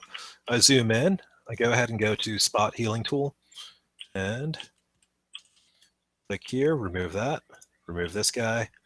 Yep, I misclicked that one, so remove this guy. Perfect, perfect. All right. I think that was something that's not supposed to be there. So this right here is a little bit tricky, but I do spot removal on it just to see the results and try to match the hair so they make sense. And sometimes it's just luck of the draw. I do a lot of Control Z. For those who were saying, like, couldn't you just patch it and do that? Yes, you can, but I usually find, like, normally within 2 or 3 clicks, Photoshop actually finds a decent match that works well for me when it comes to replacing hair. If I was nitpicky about it and I zoomed in, yes, I could see problems, but honestly, for prints and all that I've done, it's actually not as bad as it could have been. Though, if you are a person who likes to have more control over that, I do suggest not exactly going through what I do and just doing random patches. I am watching it though to make sure that that the parts not necessarily fully line up because sometimes it can't, but at least makes sense on where it's patched. Like in this case, there's a little bit of red here, and it's a kind of annoying me because of where it is. So I'm looking for a matching hair that does that, and it's getting a little bit off here and there. So I'm gonna try one last time, and that you know far away you can't really tell that that's a that was really fully replaced. Okay, and so this is a mole, but I'll go ahead and say it, guys. I will remove this right here, and the reason I would remove that is because it is an element where you don't necessarily know what it is, but it also from takes away from her face and becomes an element that you look at. But now with it completely gone, it doesn't seem as bothersome. And so that's one of the things I would do. I would remove that even though it is a mole. If it's right on the edge of lines, if it's a dark spot, there's one right here, but if it's even closer, I will actually entertain the thought of removing them. Okay, click yes, close this out. You see here, has anyone messaged it? Good.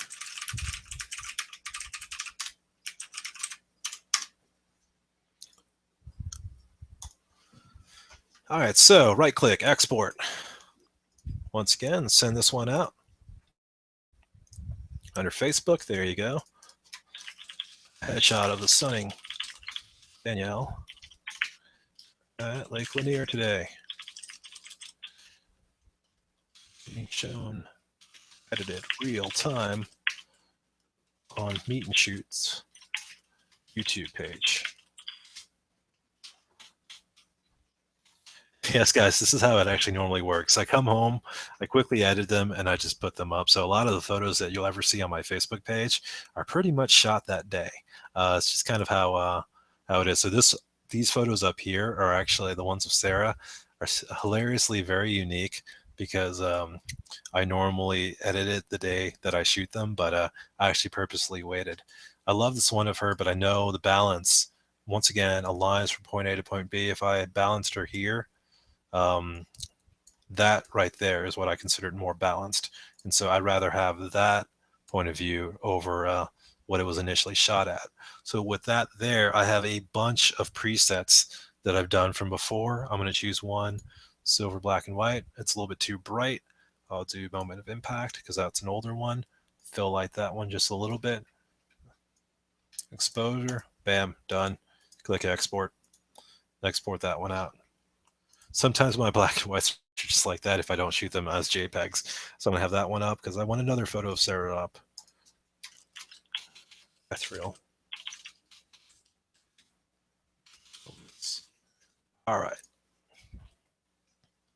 That's a quick and easy edit sometimes that I do. I don't really nitpick about small little details. I just kind of the mood of it and so forth. So I'll look at the image and just kind of go ahead and put it up. All right. Let's give a gander to this one of Elizabeth. Oh, she's so pretty. So this one of Elizabeth, I love her. I have her love her look. Is it in focus? Yes, it is. Slowly, it'll come up. Loading. All right, it's not super in focus, but a few things I'll note. We have a zit up here that we can remove. So forth, I also want to go ahead and brighten up her face a little bit. So let's do that before too much, but I never mind if it's too much because I at least know where I'm painting, because then I will adjust it down. Okay. And so the issue here is the light's coming from this direction. I have her body facing the light, so it looks wider than it actually is. So when I go to edit it in Lightroom, or sorry, in Photoshop, quickly bring that in there.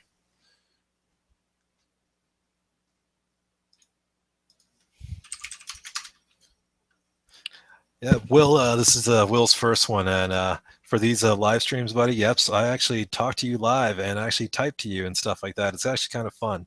One of the main things, Will just wrote to me on Facebook.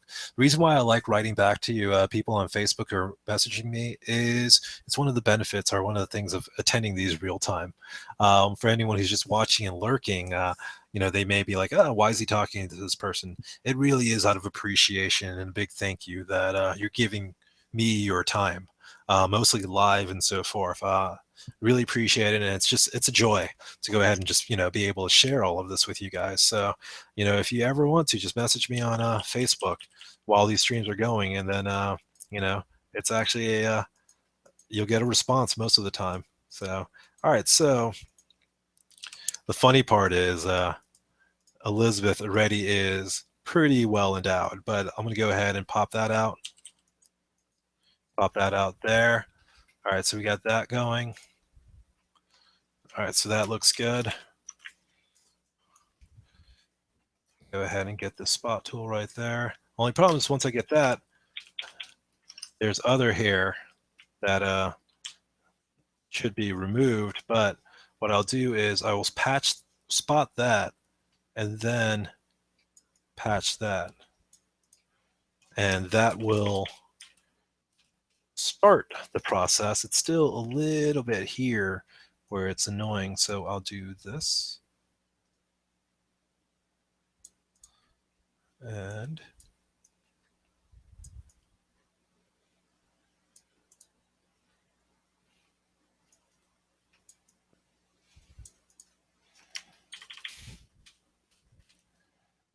that's the beginning of it, and I will keep on working at it until it is done. There's a lot better ways to do this, guys. I will admit that.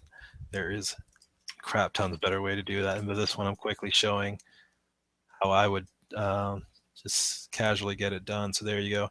There's a little bit of a mark there. I know that's going to show. Of course, no pixel warning because nothing was selected. There you go. All right, so that's a little bit better. I'll keep it at that for now. A little messy, but actually, you know what? It's not too hard to remove. This one right here. Actually, this portion right here. So what I could do. Other ways that I would fix this is either like just lightening and darkening it up over time, but or just drawing it slowly. But in this case, I quickly just want to get it done. It's this guy right here, this portion.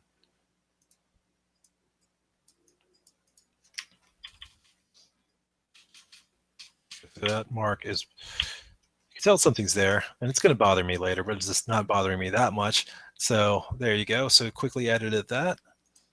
Go ahead and go to here, click save.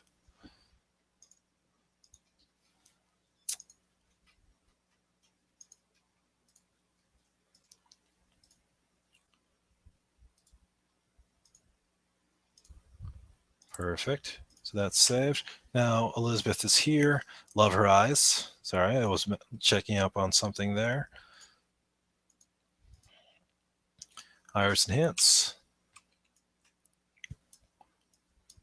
I do a lot of that, guys. Not all the time, but it's something that I have fun with, and it's just I'm an eyes guy, so I like eyes just really popping out.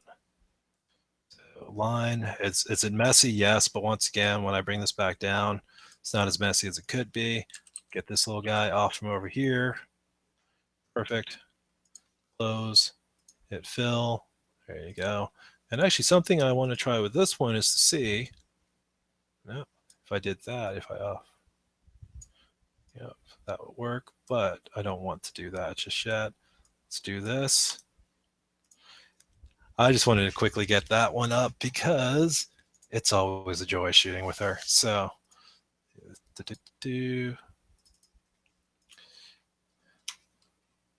Elizabeth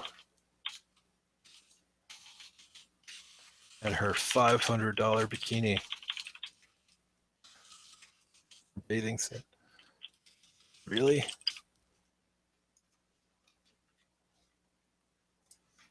Got to pick on her for that one. I've never spent $500 on a piece of clothing ever in my life. All right, let's see what else do we have here.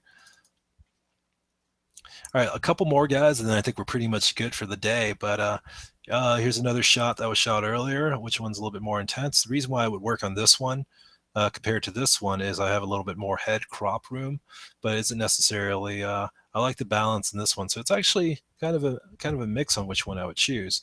But in this case, actually, you know what? That's kind of close to the one that we've worked right here. I'd love to put that one up, but let's see if I can find one more.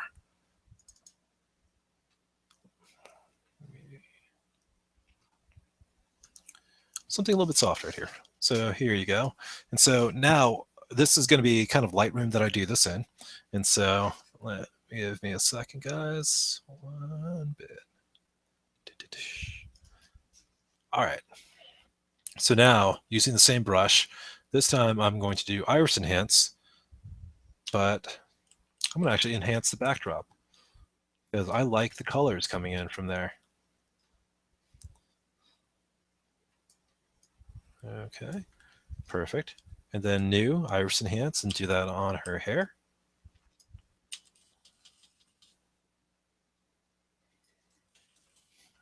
Okay, perfect. Zoom in.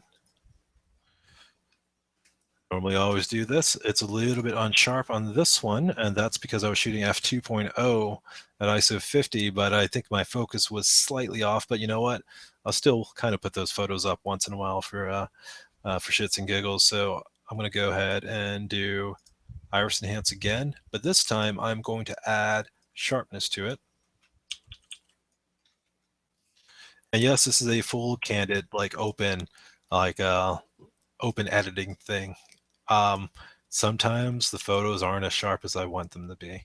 But something I reminded my students at Showcase when I taught there, and also my other classes, is look at all the pictures that made history, and you'll find a lot of them aren't critically sharp. They aren't the sharpest thing in the world. I don't really ream myself if it's just slightly off.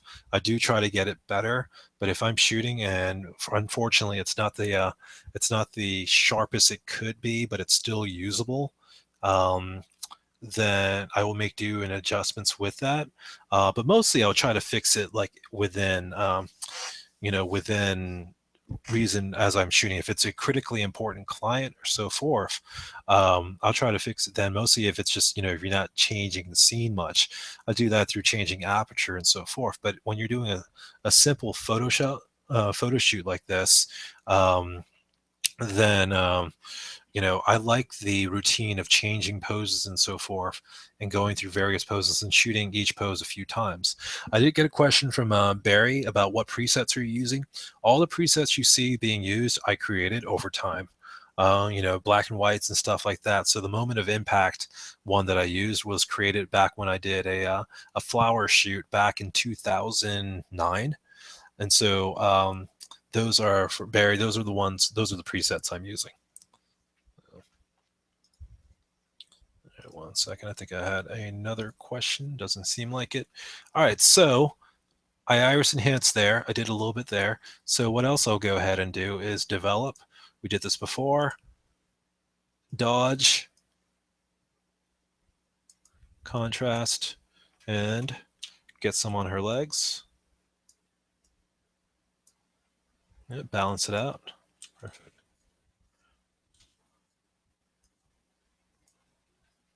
Okay.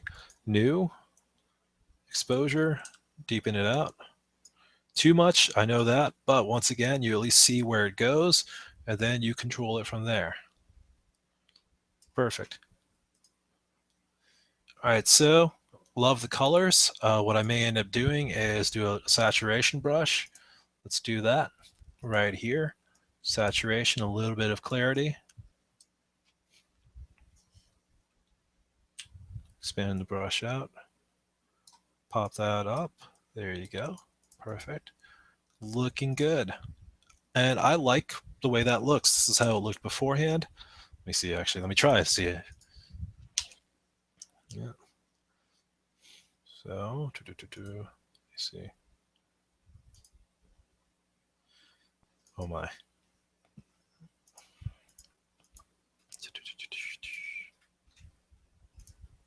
All right, so before and after. After is on the right, and before is on the left right there. Very subtle, very small amount. Actually, did I choose the right one? Yes, I did. Right there. And so it's small things that get altered. Let me make sure that is even the right one. Or did I change all the edits? No. Okay, it was this image. So there you go. Was it this image? Yes, it was. Guys, why am I more lost than I should be right here? Yeah.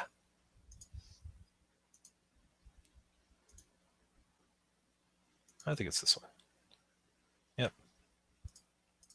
Anyways, so we have that going. Let's see, history. Yep. So you have brush strokes, and here is before and after. So we have that going. Those are with the edits, all done in Lightroom. So I'm going to go ahead and export that one out. And after this, guys, we're just going to do one more. It's kind of a broken record, but I want to make sure everyone kind of sees sort of the MO with editing. Let me see here. Export this one out. Absolutely loved. Look. Oh.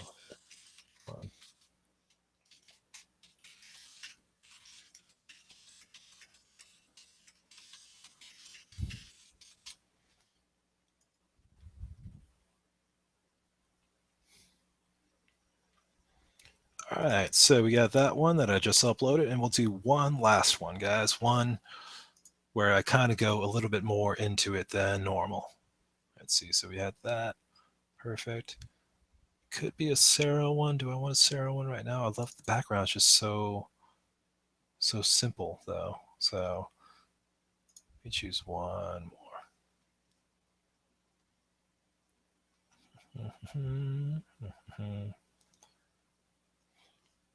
You know, we'll go back to this one. All right. So we have this. One of the first things I do, once again, is textured rocks. So custom. What I'll do is clarity right here, and burn a little bit of that clarity in and that sharpness.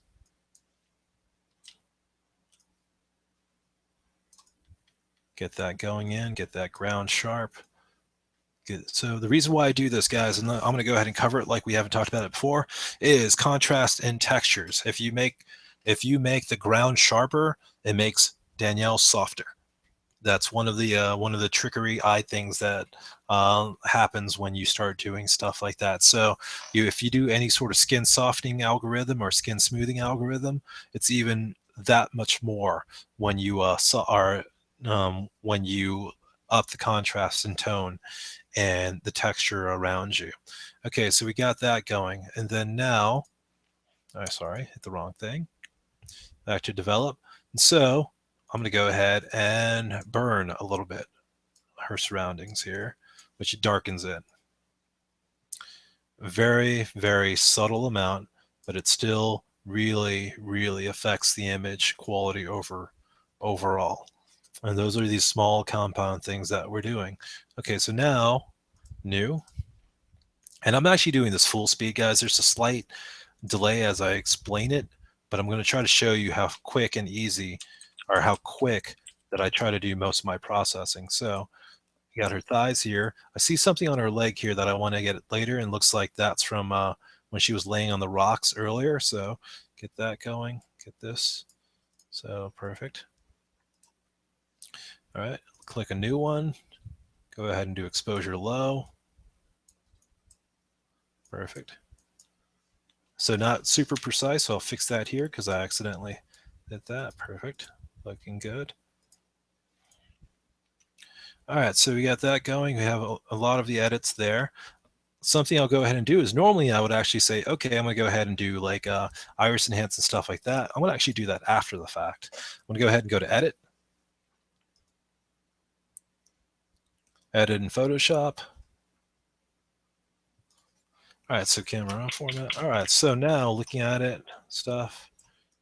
And her legs earlier. Go ahead and patch tool that.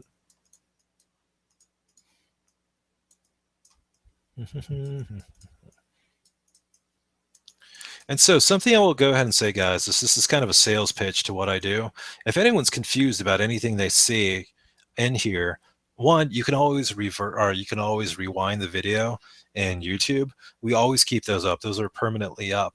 But the main thing too is, if you ask for a one-on-one, I will cover 100% anything that we talk about. None of it's really proprietary or hidden. If you even want to talk about, like, how can you do a watermark, Trent? Can you help me make one? I do have a graphic design background, and so I can help you make a watermark and show you how to put it in Lightroom and get watermarks on your images. So the one-on-ones that we offer cover a huge amount of stuff that normally you would have to go through multiple people to get handled, and we would help you with that. And so I removed a few things off her legs and off her just small marks here and there. And so now back to the liquefy tool, filter, liquefy. In this pose, we're actually making body parts, flex or pop out, which might not look as natural as it actually is, which, this is perfectly natural. So tuck that in there, right here, tuck that up.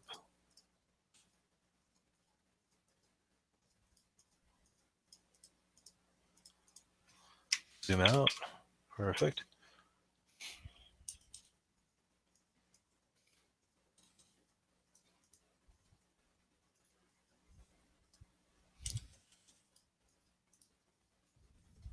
Okay.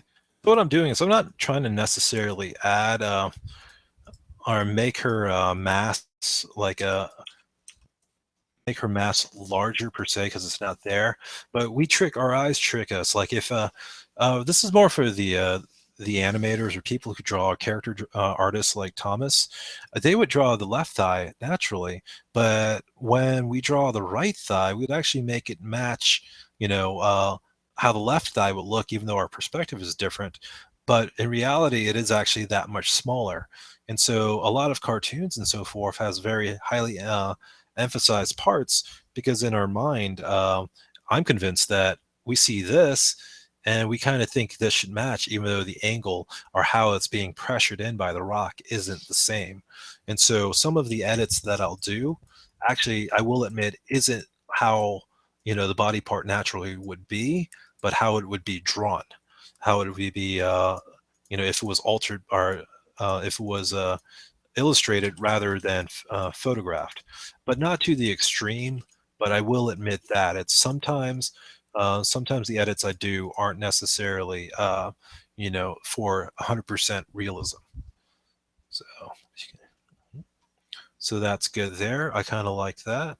So when a subject's laying down, their chest compresses a little bit, so it's an emphasis that I put back out too, stuff like that.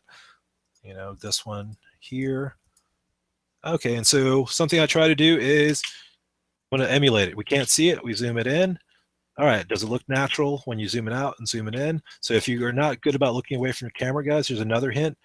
zoom it all the way out like this so you don't see it, and then zoom it back in. It gives you a fresh refresh at the image, and then anything that really stands out. What I really wanted to make sure was things like this. Did I do it too much? If I look at this image, if I take it away, if I bring it back in, is there anything that stands out to me as completely unnatural? And in this case, nothing really stands out. And so I'll go ahead and say, that one's okay. I'll go ahead and okay it right there. Okay, this one, click yes. All right, so we got the edits there. Let's go ahead and go to one to one. Love this tough look on her face. I love that determination in her eyes. I'll go to develop.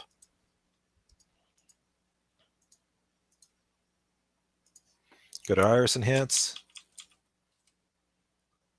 And I actually did iris enhance when I was supposed to do eyeliner. So I'm going to paint this. Notice how I don't go ahead and just initially quit, because then cool thing in Lightroom is you can do the edit you want and then choose to say, okay, I want eyeliner instead, and it'll do it. So it'll keep your lines, but then you can go ahead and choose exactly what you really want it to do. That's what I love about Lightroom comparatively to Photoshop. In Photoshop, if you're going to do one type of edit, you do that type of edit. In Lightroom, if you messed up like I just did, you can keep on going it and then switch over to it. And so now I'm going to choose new, and then I'm going to choose iris enhance, which is there. You get her eyes. Perfect. Bam.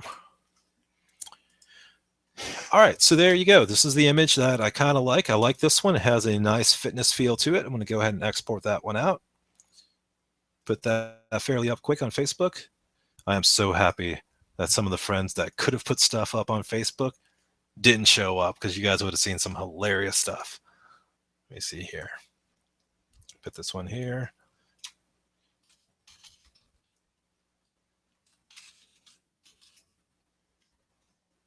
All right, click post on that one. Really short one there. All right, so that's a go. All right, so guys, one very last one. This is for shits and giggles, because we're about to be done here. Something I normally do too. You guys saw kind of like the MO. Once again, I didn't see any of these images as they came in, but I love sharing like the great day that I had with the person. Oh, wait, I got to do this one anyways. No edits, export. I'm just going to export it out from camera right here. Sure. Okay.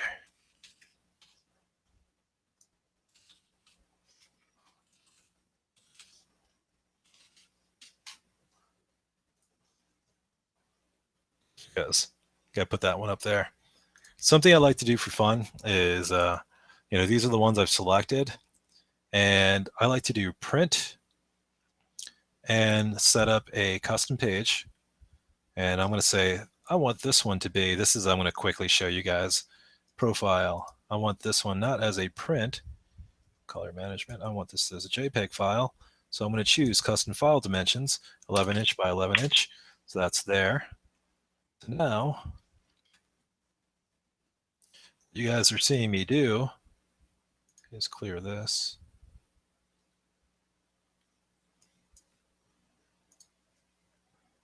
Lock photo aspect ratio, turn that off. Is I am making a quick, let's see, show guides, snap off. I'm making a quick photo montage of Danielle from today.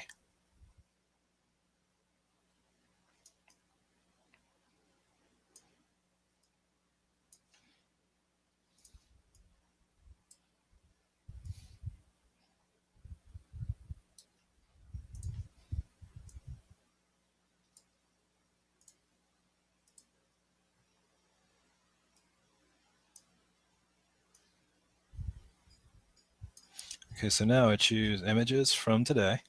So I loved this one. Loved this one. I liked this one. But I didn't think that one shows up as well as this one. Hang on a second. Maybe. Nope, I like the face one a little bit more.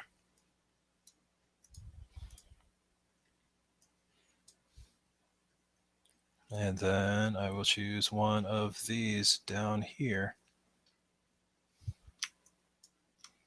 see how this one looks. Nope, I don't think that's as strong as the other ones that potentially could be there. Nope.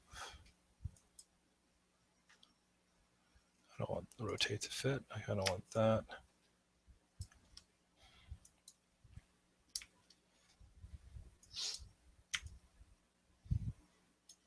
There you go. So now I have this. I'll go ahead and do identity plate, edit, locate file, Dropbox, Trent Chau photography, watermark, large right, click OK. Right here. And there you go. I am ready to export this out. So print that to a file. I'm going to put that under exports. Here you go. Danielle, 4 images. I spelled that wrong. All right, so now not only do I have that one that I just created, which I believe was that quick edit that I just put up, but now if I go up a folder, guys, and it is slowly being made, here's showing the meet and shoot peeps how to quickly make a photo montage in Lightroom. Go ahead and click that. And there you go, guys, 4 images together. So everyone, big thank you. Thanks for giving me 2 hours of your time. For those who watch it a little bit later, I hope you have a great time watching this video. This was a really fun one. Just taking a shoot directly from today, shot with Danielle. These photos were done about, now it looks like that we were finished 4 hours ago. 3 hours ago. And so took the photos of Danielle from today, some of Sarah from yesterday, uploaded it directly, and showed you guys kind of the MO and the process. Just a few quick other things. We showed you guys showing green. Something I do too, something I forgot to mention, is if I do finalize and edit it, I change it from green to blue. I'll go ahead and click on them and I'll say, okay, set label to blue, stuff like that.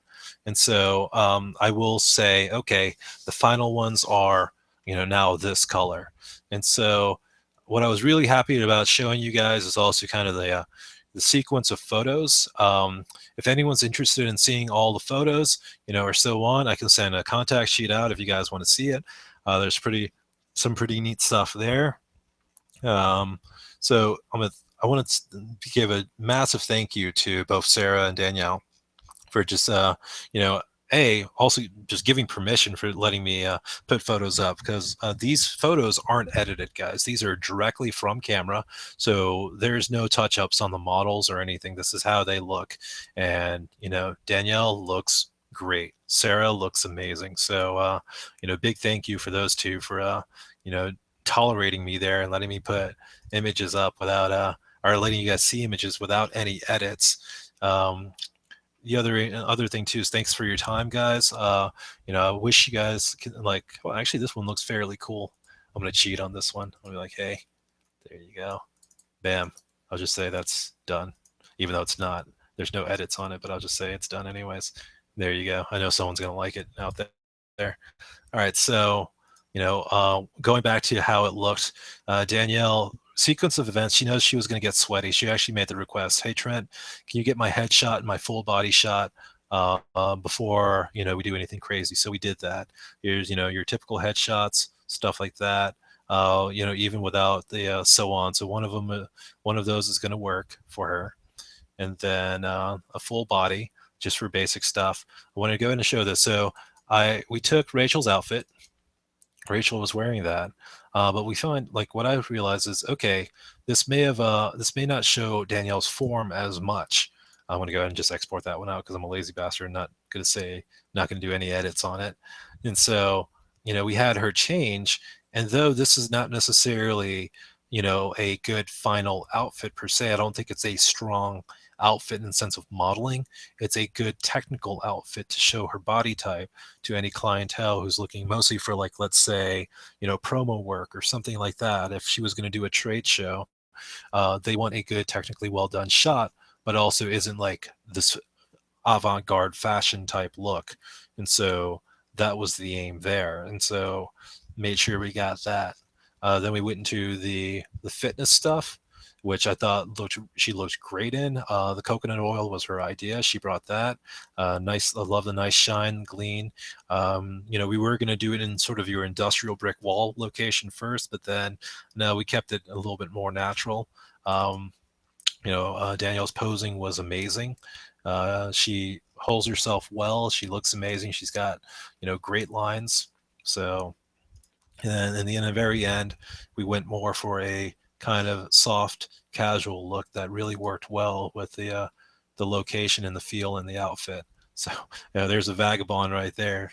VLX, the ugliest color scheme I've ever seen on a piece of professional equipment.